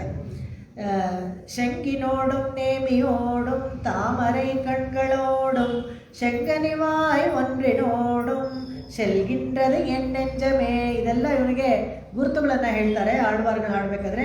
ಶಂಕನಿವಾಯ್ ತಾಮರೈ ಕಣ್ಗಳೋಡು, ಆ ಭಗವಂತನಿಗೆ ಮುಚ್ಚಿಟ್ಕೊಳ್ಳೋಕ್ಕೆ ಆಗೋದಿಲ್ವಂತೆ. ಏನು ವೇಷ ಹಾಕಿದ್ರು ಆ ಕಣ್ಣು ಮಾತ್ರ ತಾವರೆ ಕಣ್ಣು. ವರಾಹ ಅವತಾರ ಮಾಡಿದ್ರು ಅದೇನೇ ಕಣ್ಣು, ನರಸಿಂಹ ಅವತಾರ ಮಾಡಿದ್ರು ಅದೇ ತಾವರೆ ಕಣ್ಣು. ಈಸಿಯಾಗಿ ಗೊತ್ತಾಗ್ಬಿಡುತ್ತೆ. ಡಾಕ್ಟರ್ ರಾಜ್ಕುಮಾರ್ ಎಲ್ಲ ಫ್ಯಾನ್ಸಿ ಡ್ರೆಸ್ ಹಾಕಿದ್ರೆ ಮೂಗು ನೋಡಿ ಕಂಡು ಹಿಡ್ಬಿಡ್ತಾ ಇದ್ದಿಲ್ಲ. ಮೂಗು ನೋಡಿದ ತಕ್ಷಣ ರಾಜ್ಕುಮಾರ್ ಅಂತ. ಅವನು ಯಾವುದೋ ಒಂದು ಶ್ರೀನಿವಾಸ ಕಲ್ಯಾಣದಲ್ಲಿ ಕೊರವಂಜಿ ಥರ ಬರ್ತಾನೆ. ನಮ್ಮ ಕಾಲದ ಸಿನಿಮಾ ನಾನು ಹೇಳ್ತಾ ಇದ್ದೀನಿ. ಕೊರವಂಜಿ ಥರ ಬರ್ತಾನೆ, ವೇಷ ಎಲ್ಲ ಚೆನ್ನಾಗಿ ಸೂಟ್ ಆಗುತ್ತೆ, ಆದರೆ ಮೂಗು ಮಾತ್ರ ಇಷ್ಟುದ್ದ. ರಾಜ್ಕುಮಾರ್ ಅಂತ ನಮ್ಗೆ ಚೆನ್ನಾಗಿ ಗೊತ್ತಾಗುತ್ತೆ. ಆ ಥರ ಇಲ್ಲಿ ಕಣ್ಣು ತೋರಿಸ್ಕೊಟ್ಬಿಡುತ್ತಂತೆ. ಮಾರ್ಕಂಡೇಯರು ಇದನ್ನೇ ಹೇಳ್ತಾರೆ. ಯಾವಾಗ ಅಂತ ಹೇಳಿದರೆ, ಪಾಂಡವರು ವನವಾಸದಲ್ಲಿರ್ತಾರೆ. ವನವಾಸದಲ್ಲಿದ್ದಾಗ ಇವರು ಎಲ್ಲ ಸಂಚಾರ ಮಾಡ್ತಾ ಇರ್ತಾರೆ. ಮಾರ್ಕಂಡೇಯರು ದೀರ್ಘಾಯುಷಿ ಅವ್ರಿಗೆ. ಅವ್ರ ಕಲ್ಪಾಂತರದಲ್ಲೇ ಅವ್ರಿಗೂ ಇದು ಹೋಗೋದು ಮೋಕ್ಷ. ಅವರು ಈಗ ಕಾಡಿಗೆ ಹೋದಾಗ ಕೇಳ್ತಾರೆ ಪಾಂಡವರು, ನೀವೆಲ್ಲ ಚೆನ್ನಾಗಿದ್ದೀರ ಅಂತ. ನಾವು ಚೆನ್ನಾಗಿದ್ದೀವಿ, ನಮಗೇನಾದರೂ ಕಷ್ಟ ಬಂದರೆ ನಮ್ಮ ಅತ್ತೆ ಮಗ ಇದ್ದಾನೆ ಅಂತ. ಅವಾಗ ಮಾರ್ಕಂಡೇಯರು ಹೇಳ್ತಾರೆ, ಸುಲಭವಾಗಿ ನಮ್ಮ ಅತ್ತೆ ಮಗ ಅಂತ ಹೇಳ್ಬಿಡ್ಬೇಡಪ್ಪ, ಅವನು ಯಾರು ಅಂತ ನನಗೆ ಚೆನ್ನಾಗಿ ಗೊತ್ತು. ಪುಂಡರೀಕಾಕ್ಷ ಅವನು ಏನು ಅಂತ ಹೇಳಿದ್ರೆ, ಅವನು ಇಡೀ ಸೃಷ್ಟಿಗೆ ಲಯಕ್ಕೆ ಎಲ್ಲ ಕಾರಣಕರ್ತನಾದವನು ಸಾಕ್ಷಾತ್ ಶ್ರೀಮನ್ನಾರಾಯಣ. ಆ ಕಣ್ಣು ಮಾತ್ರ ನನಗೆ ಮೋಸ ಮಾಡೋಕ್ಕಾಗಲ್ಲ, ಅವನು ಸಾಕ್ಷಾತ್ ನಾರಾಯಣ ಅಂತ. ಯಾಕಂದರೆ ಭಗವಂತನ ಹೊಟ್ಟೆಯೊಳಗೆ ಹೋಗಿ ಸೃಷ್ಟಿ ರಹಸ್ಯವೆಲ್ಲ ನೋಡಿಕೊಂಡು ಹೊರಗಡೆ ಬಂದವರು ಮಾರ್ಕಂಡೇಯರು. ಅವ್ರು ಹೇಳ್ತಾರೆ, ಅವನು ಯಾರು ಅಂತ ನನಗೆ ಗೊತ್ತು, ಅವನ ಕಣ್ಣು ನಮಗೆ ತೋರಿಸ್ಕೊಟ್ಬಿಡತ್ತೆ ಅಂತ. ಅದೇ ಥರ ಕಪ್ಯಾಸಂ ಪುಂಡರೀಕಮೇವ ಅಕ್ಷಿಣಿ ನಾ ಹೇಳಿದ್ನಲ್ಲ, ಚಾಂದೋಕ್ಯದ ವಾಕ್ಯದಲ್ಲೂ ಕೂಡ ತಾವರೆ ಹೂ ಥರನೇ ಇದೆ ಅಂತ. அங்கமலரும் குவியால் உந்திவாய் ஓங்கு கமலத்தின் ஒன்போது அங்கை திகரி சுடரென்றும் பின் சங்கம் ವಾವಿನ್ ಪಹರ್ ಮದಿ ಎಂದ್ರು ಪಾರ್ತ್. ಇದು ತುಂಬ ಚೆನ್ನಾಗಿದೆ. ಇದು ಹೇಳ್ಬಿಟ್ಟು ಮುಂದಿನ ಹಾಡಿಗೆ ಹೋಗ್ತೀನಿ ನಾನು. ಇದು ಚತುರ್ಮುಖ ಬ್ರಹ್ಮ ಅಲ್ಲಿ ಕಮಲದ ಮೇಲೆ ಕೂತಿರ್ತಾನಲ್ಲ, ಕೆಳಗಡೆ ವಿಷ್ಣು ಇದ್ದಾನೆ. ಒಂದು ಕೈನಲ್ಲಿ ಶಂಖ, ಒಂದು ಕೈನಲ್ಲಿ ಚಕ್ರ ಇದೆ. ಆ ಕಮಲದ ಹೂವಿದೆಯಲ್ಲ, ಇವನು ಬ್ರಹ್ಮ ಕೂತಿರೋ ಹೂವು, ಈ ಚಕ್ರವನ್ನು ನೋಡಿಕೊಂಡು ಸೂರ್ಯ ಉದಯಿಸ್ಬಿಟ್ಟ ಅಂದ್ಬಿಟ್ಟು ಅರಳು ಬಿಡತ್ತಂತೆ ಚಕ್ರ, ಇದು ಕಮಲ, ಅವ್ನು ಕೂತಿರೋ ಕಮಲ. ಅದೇ ಈ ಕಡೆ ಶಂಖ ತಂಪಿಗೆ ಇದೆ ಅಲ್ಲ, ಅದನ್ನು ಚಂದ್ರ ಅಂತ ಅಂದ್ಕೊಂಡ್ಬಿಟ್ಟು ಮುದುಡ್ಕೊಳ್ಳುತ್ತಂತೆ. ಆ ಥರ ಬ್ರಹ್ಮ ಕೂತಿರೋ ಕಮಲ ಅರಳೋದು ಮುಚ್ಕೊಳ್ಳೋದು, ಅರಳೋದು ಮುಚ್ಕೊಳ್ಳೋದು ಆಗ್ತಾ ಇದೆ ಅಂತ ಹೇಳ್ಬಿಟ್ಟು ಮೊದಲಾಳ್ವಾರ್ಗಳು ಅವ್ರ ಹಾಡಿನಲ್ಲಿ ಹಾಡ್ತಾರೆ. ಈ ಥರ ಚಕ್ರ ಪ್ರಯೋಗ ಇವ್ರಿಗೆಲ್ಲನೂ ಯಾವಾಗಲೂ ಸದಾ ಚತುರ್ಭುಜದೊಂದಿಗೆ ಸೇವೆ ಯಾರು ಕೊಡ್ತಾಯಿದ್ರು ಅಂತ ಹೇಳಿದ್ರೆ ಗೋಪಿಕೆಯರಿಗೂ ಕೊಡ್ತಾಯಿದ್ರಂತೆ. ಭೀಷ್ಮರಿಗೆ ಕೊಟ್ಟಿದ್ದಾರೆ ಚತುರ್ಭುಜದೊಂದಿಗೆ ಸೇವೆ, ಅಕ್ರೂರನಿಗೆ ಕೊಟ್ಟಿದ್ದಾರೆ ಚತುರ್ಭುಜದೊಂದಿಗೆ ಸೇವೆ, ಕೌಸಲ್ಯಗೆ ಕೊಟ್ಟಿದ್ದಾರೆ, ದೇವಕಿಗೆ ಕೊಟ್ಟಿದ್ದಾನೆ ಹುಟ್ಟಿದ ತಕ್ಷಣ, ಮಂಡೋದರಿಗೆ ಕೊಟ್ಟಿದ್ದಾನೆ, ಇದೆಲ್ಲ ವಸುದೇವನಿಗೆ ಮತ್ತು ದೇವಕಿಗೆ ಹುಟ್ಟಿದ ತಕ್ಷಣ ಕೊಟ್ಟಿದ್ದಾನೆ, ಮತ್ತು ಧ್ರುವನಿಗೆ. ಈ ಥರ ಇವರೆಲ್ಲ ಭಾಗ್ಯಶಾಲಿಗಳು. ಇವ್ರಿಗೆಲ್ಲ ಆ ಥರ ಸ್ತೋತ್ರನೇ ಮಾಡ್ದೇನೆ ಮಗನಾಗಿ ಹುಟ್ಟಿ ವಸುದೇವಿಗೆ ದೇವತೆಗೆ ಹಾಗೆ ಚಕ್ರವನ್ನು ತೋರಿಸ್ತಾರೆ. ಭೀಷ್ಮರಿಗೆ ಯಾವಾಗಲೂ ತೋರಿಸೋನಂತೆ ಚತುರ್ಭುಜದೊಂದಿಗೆ. ಒಂದೇ ಕಡೆ ಎಲ್ಲರೂ ಕೂತಿರ್ತಾರೆ, ಭೀಷ್ಮರಿಗೆ ಮಾತ್ರ ಚತುರ್ಭುಜ ಕಾಣುತ್ತೆ, ಅದಕ್ಕೆ ಮಾಯನ್ ಅಂತ ಹೇಳೋದು. ಬಾಕಿಯವರಿಗೆಲ್ಲ ಸಾಧಾರಣವಾಗಿ 2 ಕೈಯೇ ಕಾಣಿಸ್ತಾ ಇತ್ತಂತೆ. ಆ ಥರ ಎಲ್ಲ ಅವನು ಸೇವೆ ಕೊಟ್ಟಿದ್ದಾನೆ. ಸ್ತೋತ್ರದಂತೂ ಆಳವಂದಾರು ತುಂಬ ಚೆನ್ನಾಗಿ ತೋರಿಸ್ಕೊಡ್ತಾರೆ. ಯಾರು ಪರಬ್ರಹ್ಮ ವಸ್ತು, ಯಾಕೆ ಶಂಖಚಕ್ರ ಅವ್ರಿಗೆಲ್ಲ ಇದೆ. ಕಶ್ರೀ ಶ್ರಿಯ ಪರಮಸತ್ವ ಸಮಾಶ್ರಯ ಕಃ ಪುಂಡರೀಕ ನಯನ. ಯಾರಿಗೆ ಪುಂಡರೀಕ ನಯನ ಇದೆಯೋ ಅವನೇನೆ ಈ ಶ್ರೀಗೂ ಗಂಡ ಎದೆನಲ್ಲಿ ಇಟ್ಕೊಂಡಿದ್ದಾನಂತೆ. ಅವನು ಕಃ ಪುಂಡರೀಕ ನಯನ ಪುರುಷೋತ್ತಮ ಕಃ, ಎಲ್ಲ ಪುರುಷರಿಗೂ ಉತ್ತಮನಾದವನು. ಯಸ್ಯ ಅಯುತಾಯುತಾಶತೈಕ ಕಲಾಂಶಕಾಂಶೆ ವಿಶ್ವಂ ವಿಚಿತ್ರಚಿದಚಿತ್ ವಿಭಾಗ ವೃತ್ತಂ. ಭಗವಂತನೇ ಎಲ್ಲವನ್ನ ಸೃಷ್ಟಿ ಮಾಡೋದು, ಸ್ಥಿತಿಯಲ್ಲಿ ಇಟ್ಕೊಂಡಿರೋದು, ಲಯ ಮಾಡೋದು. ಲಯಕ್ಕೆ ಸೃಷ್ಟಿಗೆ ಬ್ರಹ್ಮ ಮತ್ತು ರುದ್ರವನನ್ನು ಸೃಷ್ಟಿ ಮಾಡಿ ಅವನ ಅಂತರ್ಯಾಮಿಯಾಗಿ ಇವನೇ ಇರ್ತಾನೆ ಅಂತ. ಇನ್ನೊಂದಂತೂ ಎಲ್ರಿಗೂ ಗೊತ್ತು, ಮಕ್ಕಳಿಗೆಲ್ಲ ನಾವು ಹೇಳ್ಕೊಡುವಂಥದ್ದು. ಕರ ಅರವಿಂದೇನ ಮುಖಾರವಿಂದಂ ಮುಖಾರವಿಂದೇ ವಿನಿವೇಶಯಂತಂ ವಟಸ್ಯ ಪುತ್ರಸ್ಯ ಪುಟೇ ಶಯನಂ ಬಾಲಂ ಮುಕುಂದಂ ಮನಸಾ ಸ್ಮರಾಮಿ ಅಂತ. ಈ ಥರ ಕಣ್ಣು ಮತ್ತು ಪಂಗಯ್ಯ ಕಣ್ಣಾನೇ ನೋಡಿದ್ವಿ. ಇನ್ನೊಂದು ತಿರುಪಾಣಾಳ್ವಾರ್ದು ಕತೆ ಹೇಗೆ ಅಂತ ಹೇಳಿದ್ರೆ, ಅವರು ಒರೆಯೂರು ಉಂಗಳ್ ಪುഴಕ್ಕಡೆ ತೋಟದ ಬಾವಿಯುಳ್ಳದು. ಅದರಲ್ಲಿ ಒರೆಯೂರು ಶ್ರೀರಂಗ ಹೇಗೆ ಊರಾಗಿದ್ದರೆ, ಮನೆಯಾಗಿದ್ದರೆ, ಹಿತ್ತಲ ಕಡೆ ಒರೆಯೂರು ಅಷ್ಟೇ ಹತ್ತಿರದಲ್ಲಿ ಒಂದು 3 ಕಿಲೋಮೀಟರ್ಸ್ ಡಿಸ್ಟೆನ್ಸಲ್ಲಿದೆ. ಅವರು ಪಂಚಮ ವರ್ಣದವರು. ಅವ್ರು ಏನು ಮಾಡ್ತಾಯಿದ್ರು, ದಿನಾಲೂ ಬಂದು ಶ್ರೀರಂಗದ ನದಿ ಇದೆಯಲ್ಲ, ಕಾವೇರಿ ನದಿ ದಂಡೆ ಮೇಲೆ ಕೂತ್ಕೊಂಡು, ಅವಾಗೆಲ್ಲ ನಾವು ಭಗವದ್ ರಾಮಾನುಜರಿಗೆ ಎಷ್ಟು ನಾವು ಚಿರಋಣಿಯಾಗಿದ್ದರೂ ಸಾಲದು. ಎಲ್ಲರಿಗೂ ಟೆಂಪಲ್ ಪ್ರವೇಶ ಇರಲಿಲ್ಲ, ಆಲಯಕ್ಕೆ ಪ್ರವೇಶ ಇರಲಿಲ್ಲ ಎಲ್ಲ ವರ್ಣದವ್ರಿಗೂ. ಅದನ್ನು ಪ್ರವೇಶಕ್ಕೆ ಅನುಕೂಲ ಮಾಡಿಕೊಟ್ಟವರೇ ಗಿರಿಜನರಿಗೆ ಎಲ್ಲ ಅನುಕೂಲ ಮಾಡಿಕೊಟ್ಟವರೇ ಭಗವದ್ ರಾಮಾನುಜರು. ಅವರು ಹೋರಾಡಿ ಎಲ್ಲರಿಗೂ ಬರಬೇಕು, ಭಗವಂತನ ಸಾಮೀಪ್ಯ ಎಲ್ಲರಿಗೂ ಸಿಗಬೇಕು ಅಂತ ಅವ್ರು ಮಾಡಿ ದೇವಸ್ಥಾನಕ್ಕೆ ಎಂಟ್ರಿ ಕೊಡಿಸಿದ್ರು. ಆವಾಗಿಂದ ಎಲ್ಲ ದೇವಸ್ಥಾನದಲ್ಲೂ ಎಲ್ಲರೂ ಹೋಗ್ಬೇಕಾಯ್ತು. ಆ ಥರ ಒಂದು ನಿಯಮ ಇತ್ತು ಆಗಿನ ಕಾಲಕ್ಕೆ. ಹೇಗೋ ಒಂದು ಇಟ್ಕೊಂಡಿದ್ರು, ಯಾರನ್ನೂ ಬಿಡ್ತಾ ಇರಲಿಲ್ಲ. ಅದನ್ನು ಬಿಡಿಸಿದವರೇ ಭಗವದ್ ರಾಮಾನುಜರು. ಯಾಕಂದರೆ ಅವರು ಹಾಗೆ ಒಂದು ಎಷ್ಟು ಅವ್ರಿಗೆ ಹೃದಯವಂತಿಕೆ, ಅವ್ರಿಗೆ ಎಲ್ಲರೂ ಬೇಕಾದರು. ಇನ್ಫ್ಯಾಕ್ಟ್ ಅಲ್ಲಿ ಶೆಲ್ವಪಿಳ್ಳೆನ ದೆಹಲಿಯಿಂದ ತೊಗೊಂಡು ಬರಬೇಕಾದ್ರೆ ಇದು ಬಂದುಬಿಡ್ತಾರೆ, ಅದು ಕಳ್ಳರ ಕಾಕರೆಲ್ಲ ಡೆಕಾಯಿತರೆಲ್ಲ ಅಟ್ಟಿಸ್ಕೊಂಡು ಬಂದುಬಿಡ್ತಾರೆ. ಯಾಕಂದರೆ ಚಿನ್ನದ ವಿಗ್ರಹಗಳು ಅದೆಲ್ಲನೂ. ಅವಾಗ ಏನು ಮಾಡ್ತಾರೆ, ಅಲ್ಲಿ ಇನ್ನೇನು ಹತ್ರ ಬರ್ತಾ ಇರ್ತಾರೆ ಮೇಲ್ಕೋಟೆಗೆ. ಅಲ್ಲಿ ಹರಿಜನದವರೇ ಪಕ್ಕದ ಊರಿನಲ್ಲಿ ಅವರು ಅಕುಲತ್ತಾರ್ ಅಂತ ಅವ್ರ ಹೆಸರು. ಅವ್ರಿಗೆ ಕೇರಿನಲ್ಲಿ ಹೋಗಿ ಒಳಗಡೆ ಬಚ್ಚಿಟ್ಕೊಡ್ತಾರೆ, ದೇವ್ರನ್ನ ಕಾಪಾಡ್ತಾರೆ. ಆಮೇಲೆ ಅವ್ರು ವಾಪಸ್ ಹೊಟ್ಟೋಗ್ತಾರೆ. ಅಲ್ಲಿವರೆಗೂ ಒಟ್ಟಿಸ್ಕೊಂಡು ಬರ್ತಾರೆ. ಇವರು ಅಷ್ಟೇ, ತುರುಷ್ಕರು ಬಂದಿರ್ತಾರೆ. ಯಾಕಂದರೆ ಅಲ್ಲ ಬಿ ನಾಚ್ಯರ್ ಬರ್ತಾಳಲ್ಲ, ಅವಳಿಗೋಸ್ಕರ ಹಿಂದೆನೇ ಬರ್ತಿರ್ತಾರೆ. ಅವರು ಇದನ್ನು ತೊಗೊಂಡು ಅವಳ ಜೊತೆಗೆ ಆ ವಿಗ್ರಹನೂ ವಾಪಸ್ ತಿರ್ಗ ತೊಗೊಂಡೋಗ್ಬೇಕು ಅಂತಲೇ ಬಂದಿರ್ತಾರೆ. ಎರಡೂ ಸಿಗದೆ ಕಾಪಾಡಿದವರೇ ಇವರೆಲ್ಲ. ಈ ಭಗವಂತನ ತಿರುಕುಲತ್ತಾರ್ ಅಂತಾರೆ ಅವ್ರನ್ನ. ಭಗವದ್ ರಾಮಾನುಜರು ಅವ್ರನ್ನ ಕರೆದಿದ್ದು ತಿರುಕುಲತ್ತಾರ್, ಭಗವಂತನಿಗೆ ಸೇರಿದವರು ಅಂತ, ಲಕ್ಷ್ಮೀ ಸಂಪನ್ನರು ಅಂತ. ಯಾಕಂದರೆ ಭಗವಂತನ ಕಾಪಾಡಿಕೊಟ್ರು ಅಂತ. ಆ ಥರ ಅವರು ಕಾಪಾಡಿಕೊಟ್ರು ಅಂತ ಹೇಳ್ತಾರೆ. ಇಲ್ಲಿ ಆ ಥರ ಇದು ತಿರುವರಿಯೂರು ಹಿತ್ತಲ ಕಡೆ ಥರ ಅವ್ರು ಬಂದು ಆ ಬಂಡೆ ಮೇಲೆ ಕೂತ್ಕೊಂಡು ವೀಣೆ ನುಡಿಸ್ಬಿಟ್ಟು ಹೊರಟೋಗೋರಂತೆ. ಪ್ರತಿ ದಿವಸ ಹಾಗೆ ಬೆಳಗ್ಗೆ ಸಾಯಂಕಾಲ ಬಂದು ಸಂಗೀತ ಸೇವೆ ಮಾಡೋರು. ಅವ್ರ ಪಾಡಿಗೆ ಅವ್ರು ದೂರದಲ್ಲಿ. ಭಗವಂತ ಹೇಗಿದ್ದಾನೆ ದೇವಸ್ಥಾನದ ಒಳಗೆ ವಿಗ್ರಹ ಹೇಗಿದೆ ಅಂತ ನೋಡೇ ಇಲ್ಲ, ಜನ್ಮದಲ್ಲೇ ನೋಡಿಲ್ಲ ಅವರು. ಆ ಥರ ಇರಬೇಕಾದ್ರೆ ಒಂದು ದಿವಸ ಏನಾಗುತ್ತೆ, ಈ ಲೋಕಸಾರಂಗ ಮುನಿ ಅಂತ ಅರ್ಚಕರು ಅವ್ರು ನೀರು ತೊಗೊಳ್ಬೇಕಾಗತ್ತೆ. ನೀರು ತೊಗೊಳಕ್ಕೆ ಬಂದಾಗ ನೋಡಿದ್ರೆ ಇವರು ತಿರುಪಾಣಾಳ್ವಾರ ಬಂಡೆ ಮೇಲೆ ಕೂತ್ಕೊಂಡು ವೀಣೆ ನುಡಿಸ್ತಾ ಇರ್ತಾರೆ. ಕಣ್ಣು ಮುಚ್ಕೊಂಡು ಭಕ್ತಿಯಿಂದ ನುಡಿಸ್ತಾ ಇರ್ತಾರೆ, ಗೊತ್ತೇ ಆಗಲ್ಲ. ಇವ್ರು ನೀರು ತೊಗೋಬೇಕು, ಅವರಲ್ಲೇ ಕೂತಿದ್ದಾರೆ. ಭಗವಂತನ ಸೇವೆಗೆ ನೀರು ಹೆಂಗೆ ತೊಗೊಳ್ಳೋದು ಇವ್ರು ಅಲ್ಲಿ ಕೂತಿದ್ರೆ ಅಂತ ಹೇಳ್ಬಿಟ್ಟು ಎಷ್ಟೊತ್ತು ಕಾಯ್ತಾರೆ, ಅವ್ರು ಕಣ್ಣೇ ಬಿಡೋದಿಲ್ಲ, ನೋಡೋದೇ ಇಲ್ಲ. ಏನು ಮಾಡ್ತಾರೆ, ಒಂದು ಸಣ್ಣ ಕಲ್ಲು ತೆಗೆದು ಹಾಕ್ತಾರೆ, ಅವ್ರನ್ನ ಎಚ್ಚರಿಕೆ ಮಾಡಬೇಕು. ಅದು ಹೋಗಿ ಸರಿಯಾಗಿ ಅವ್ರಿಗೆ ಹಣೆಗೆ ಬಿದ್ದುಬಿಡುತ್ತೆ, ಒಂದು ಸ್ವಲ್ಪ ಗಾಯನೂ ಆಗುತ್ತೆ, ರಕ್ತ ಬರುತ್ತೆ. ಅವ್ರು ಕಣ್ಣು ಬಿಟ್ಟಿದ ತಕ್ಷಣ ಈ ಲೋಕಸಾರಂಗ ಮುನಿ ನೋಡ್ತಾರೆ, ಅಯ್ಯೋ ಅಪಚಾರ ಆಯಿತು, ತಪ್ಪಾಯಿತು ಅಂತ ಹೇಳಿ ಅವ್ರ ಪಡೆಗೆ ಅವ್ರು ವೀಣೆ ತೊಗೊಂಡು ಹೊರಟೋಗ್ತಾರೆ.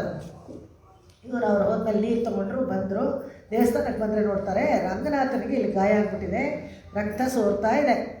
ಭಯ ಆಗ್ಬಿಡುತ್ತೆ ಇವರಿಗೆ. ಯಾವಾಗ ಇವರೆಲ್ಲ ಅರ್ಚಕರುಗಳಿಗೆಲ್ಲ ಮಾತಾಡ್ತಾಯಿದ್ರು, ಭಗವಂತ ಏನು ನೀನು ಅಪಚಾರ ಪಟ್ಟಿದೀಯಾ ನನ್ನ ಭಕ್ತನಲ್ಲಿ, ಹೋಗಿ ಅವ್ರನ್ನ ಕರ್ಕೊಂಡು ಬಾ ಅಂತ ಕೇಳ್ತಾರಂತೆ.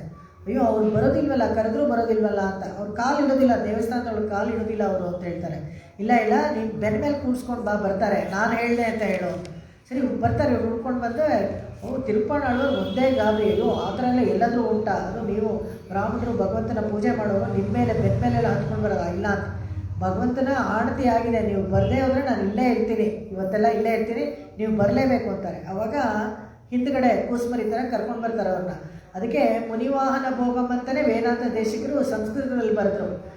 ಅಮಲನಾದಿಪಿರಾನ್ ಅಂತ ಇವ್ರು 10 ಹಾಡು ಬರೆದಿದ್ದಾರಲ್ಲ ತಿರುಪಾಣಾಳ್ವಾರು, ಅದೇ ಥರ ಸಂಸ್ಕೃತದಲ್ಲಿ ಮುನಿವಾಹನ ಭೋಗಂ ಅಂತ 10 ಹಾಡು ಬರೆದರು ವೇದಾಂತ ದೇಶಿಕರು. ಬೆನ್ನ ಮೇಲೆ ಕೂರಿಸ್ಕೊಂಡು ಬರ್ತಾರೆ, ಆ ಪ್ರಾಕಾರ ಎಲ್ಲ ನೋಡ್ಬಿಟ್ಟು ಒಂದೇ ಸಂತೋಷ ಅಂತೆ ಅವ್ರಿಗೆ. ಯಾಕೆಂದರೆ ನೋಡೇ ಇಲ್ಲ ಒಳಗಡೆ, ಕಾಂಪೌಂಡ್ ಒಳಗೆ ನೋಡೇ ಇಲ್ಲ ಅವರು. ಬರ್ತಾರೆ, ತುಂಬ ಸಂತೋಷವಾಗಿ ಬರ್ತಾರೆ. ಒಳಗಡೆ ಬಂದು ಅಲ್ಲಿ ಗರ್ಭಗುಡಿಲಿ ಬಂದ ತಕ್ಷಣ ಭಗವಂತನ ಫಸ್ಟ್ ಕಾಲು ಹೇಗೆ ಅವ್ರು ತೋರಿಸ್ಕೊಡ್ತಾರೆ. ಅಮಲನಾದಿಪಿರಾನ್ ಅಡಿಯಾರ್ಕ್ ಎನ್ನೈ ಆಳ್ಪಡುತ್ತ ವಿಮಲನ್, ತುಂಬ ಚೆನ್ನಾಗಿದೆ. 10 ಹಾಡು ಹೇಳ್ತಾರೆ. ಹೇಗೆ ಅಂದರೆ ಭಗವಂತನನ್ನು ಹೇಗೆ ನಮಸ್ಕಾರ ಮಾಡಬೇಕು ಅಂತ ಹೇಳಿಕೊಟ್ಟಿದ್ದೇ ಅವರು. ಪಾದಾದಿ ಕೇಶವದಾಯ್, ಮೊದಲು ಭಗವಂತನನ್ನು ನಾವು ನೋಡಿದ್ರೆ ಕಾಲನ್ನು ನೋಡಬೇಕು, ಕಾಲನ್ನು ನಮಸ್ಕಾರ ಮಾಡಬೇಕು, ಕಾಲ ಹತ್ರ ಬಿದ್ದಿರ್ಬೇಕು ನಾವು ಯಾವಾಗಲೂ ಅಷ್ಟೇ. ಯಾಕೆಂದರೆ ಅವನ ನಿವೇಕ್ಷಣ ನಮಗೆ ಬೀಳಬೇಕಾದ್ರೆ ನಾವು ಕಾಲ ಹತ್ರ ಇರ್ಬೇಕು. ನಾವು ಅದರಲ್ಲೂ ನೋಡಿದ್ವಿ ಅರ್ಜುನ ಹೇಗೆ ಹೋಗಿ ಭಗವಂತನ ಕಾಲ ಹತ್ರ ಕೂತಿದ್ದ ಅಂತ. ನಮಸ್ಕಾರ ಮಾಡಬೇಕಾದ್ರೆ ಪಾದಾದಿ ಕೇಶವದಾಯ್, ಒಂದೊಂದೇ 10 ಹಾಡಲ್ಲೂ ಮೇಲಿಂದ ಹೋಗ್ತಾರೆ, ಕಾಲಿಂದ ಹೋಗಿ ಹಾಗೆ ಮಂಡಿ, ಜಂಗ, ಆಮೇಲೆ ಸೊಂಟ, ವಕ್ಷಸ್ಥಳ, ಬಾಹು, ಕಣ್ಣು ಎಲ್ಲ ನೋಡಿ ಕೊನೆಯಲ್ಲಿ ಕಣ್ಣು ನೋಡಕ್ಕೆ ಬರ್ತಾರೆ. அப்பெரியவாய கண்கள் என்னை பேதமை ಶೈದನವೇ ಅಂತಾರೆ. ದೊಡ್ಡ ಕಣ್ಣುಗಳು, ನಿಜವಾದ ಕಣ್ಣು ಕಾಣಿಸುತ್ತೆ ಅವಾಗ ಅವ್ರಿಗೆ. ಆ ವಿಗ್ರಹದಲ್ಲಿ ಇರುತ್ತಲ್ಲ ಆ ಥರ ಕಲ್ಲು ಕಣ್ಣು ಕಾಣಿಸಲ್ಲ, ನಿಜವಾದ ಕಣ್ಣು ಕಾಣಿಸುತ್ತೆ. ಕೊಂಡಲ್ ವಣ್ಣನೈ ಕೋಮಲನಾಯ್ வெண்ணையுண்டவாயன் என்னுள்ளம் கவர்ந்தானே அண்டர்கோண் அணியரங்கன் என்ன முதினை கண்ட கண்கள் ಮತ್ತೊನ್ನಿನೈ ಕಾಣಾವೇ. ಅದನ್ನು ನೋಡಿದ್ಮೇಲೆ ನನಗೆ ಬೇರೆ ಏನು ನೋಡೋಕೆ ಇಷ್ಟ ಇಲ್ಲ ಅಂತ ಹೇಳ್ಬಿಟ್ಟು ಅಲ್ಲೇ ಭಗವಂತನಲ್ಲಿ ಲೀನ ಆಗಿಬಿಡ್ತಾರೆ. ಇದು ಆ ಕಣ್ಣು ತೋರಿಸೋವಂಥದ್ದು. ಇದು ತಿರುಪ್ಪಾಣಾಳ್ವಾರು. ಇವಾಗ ಮುಂದಿನ ಹಾಡು ಹೋಗೋಣ. ಇದು ಎಲ್ಲೇ ಇಳಂಕಿಳಿಯೇ ಇನ್ನು ಮುರಂಗುದಿಯೋ. ಇದು ಈ 15ನೇ ಹಾಡಿದೆಯಲ್ಲ, ಈ ಹಾಡು ಇದಾದಮೇಲೆ ಯಾವ ಸಖಿಯನ್ನು ಎಬ್ಸೋದಿಲ್ಲ. ಆಯಿತು, 10ನೇ ಇವಳನ್ನ ಎಬ್ಸಿದ ಮೇಲೆ ಇನ್ಯಾರನ್ನೂ ಎಬ್ಸೋದಿಲ್ಲ. ಎಲ್ಲೇ ಇಳಂ ಕಿಳಿಗೆ, ಇದು ಯಾರಂದರೆ ಇದು ಸ್ವಾಪದೇಶ ಅರ್ಥದಲ್ಲಿ ತಿರುಮಂಗೈ ಆಳ್ವಾರ್ಗೆ ಹೇಳ್ತಾರೆ. ಯಾಕಂದರೆ ಅವರು ಅಷ್ಟೇ, ಅವರಾದಮೇಲೆ ಯಾರೂ ಆಳ್ವಾರ ಅಂತ ಹೇಳಿಸ್ಕೊಳ್ಳಿಲ್ಲ. ತಿರುಮಂಗೈ ಆಳ್ವಾರ ಲೆವೆಲ್ಗೆ, ಆಳ್ವಾರ ಅಂದರೆ ಏನು, ಆಳವಾಗಿ ಭಕ್ತಿ ರಸದಲ್ಲಿ ಇಳಿದು ಭಗವಂತನ ವಿಷಯವನ್ನು ಹೆಕ್ಕಿ ನಮಗೆ ಕೊಡಬೇಕು. ಅವರೆಲ್ಲ ಆಳ್ವಾರ ಅಂತ ಅವ್ರಿಗೆ ಹೆಸರು. ಆ ಥರ ಭಗವಂತನ ವಿಷಯವನ್ನು ತಿರುಮಂಗೈ ಆಳ್ವಾರ ಆದಮೇಲೆ ಯಾರೂ ಹೇಳಲಿಲ್ಲ. ಅದಕ್ಕೆ ಅವರು ಆಳ್ವಾರ ಲೆಕ್ಕದಲ್ಲಿ ಯಾರನ್ನೂ ಅವರಾದಮೇಲೆ ಯಾರನ್ನೂ ಆ್ಯಡ್ ಮಾಡಲಿಲ್ಲ. ಇದು ಇಲ್ಲಿ ಹೇಳ್ತಾರೆ, ಎಲ್ಲೇ ಇಳಂಕಿಳಿಗೆ ಇನ್ನು ಮುರಂಗುದಿಯೋ ಶಿಲ್. ಇದು ತುಂಬ ವಿಶೇಷವಾದ ಹಾಡು. ಏನಪ್ಪ ಅಂತ ಹೇಳಿದ್ರೆ, ಈ ಕಾನ್ವರ್ಸೇಷನ್ ಇರುತ್ತಲ್ಲ, ಡೈರೆಕ್ಟ್ ಸ್ಪೀಚ್, ಆ ಥರ ಇದೆ. ಇವಾಗೆಲ್ಲ ಒಳಗಡೆ ಇರೋ ಸಖಿ ಈ ಥರ ಹೇಳಿದ್ಲು ಆ ಥರ ಹೇಳಿದ್ಲು ಅಂತ ನಾವು ಇಮ್ಯಾಜಿನ್ ಮಾಡ್ಕೊಳ್ತಾ ಇದ್ವಲ್ಲ, ಇಲ್ಲೇನೋ ಆ ಥರ ಊಹಿಸ್ಕೊಳ್ಬೇಕಾಗಿಲ್ಲ. ಡೈರೆಕ್ಟಾಗಿ ಒಳಗಡೆ ಇರೋ ಸಖಿ ಮಾತಾಡ್ತಾಳೆ. ಆ ಸಂಭಾಷಣೆಯಲ್ಲ ಉಕ್ತಿ ಪ್ರತ್ಯುಕ್ತಿ ಅಂತ ಅದಕ್ಕೆ ಹೇಳ್ತಾರೆ. ಒಬ್ಬಳು ಹೇಳೋದು ಹೊರಗಡೆ, ಅದಕ್ಕೆ ಪ್ರತಿಯುಕ್ತಿ ವಾಪಸ್ ಜವಾಬ್ ಕೊಡ್ತಾಳೆ. ಆ ಥರ ಈ ಕವಿತಾ ಸಾಮರ್ಥ್ಯವನ್ನು ತೋರಿಸ್ಕೊಟ್ಟಿದ್ದಾಳೆ ಇದರಲ್ಲಿ. ಡೈರೆಕ್ಟ್ ಸ್ಪೀಚು ಆಂಡಾಳ್ ಬರೆದು. ಎಲ್ಲೇ ಇಳಂಕಿಳಿಯೇ ಇನ್ನು ಮುರಂಗುದಿಯೋ ಕೇಳ್ತಾಳೆ. ಇನ್ನೂ ಮಲ್ಕೊಂಡಿದ್ಯಾ ಅಂತ ಕೇಳ್ತಾಳೆ ಅವಳು. ಅವಾಗ ಇನ್ನೂ ಮಲ್ಕೊಂಡಿದ್ಯಾ ಅಂದರೆ ಇನ್ನೂ ಸಂಸಾರದ ವಿಚಾರದಲ್ಲೇ ತಲ್ಲೀನ ಆಗ್ಬಿಟ್ಟು ಅಲ್ಲೇ ಇದೆಯಾ, ಇನ್ನೂ ನಿದ್ದೆ ಮಾಡ್ತಾ ಇದೆಯಾ, ಬರಲ್ವಾ ಭಗವಂತನ ವಿಷಯ ಯೋಚನೆ ಮಾಡೋಕ್ಕೆ ಅಂತ ಅರ್ಥ, ಸ್ವಾಪದೇಶ ಅರ್ಥ.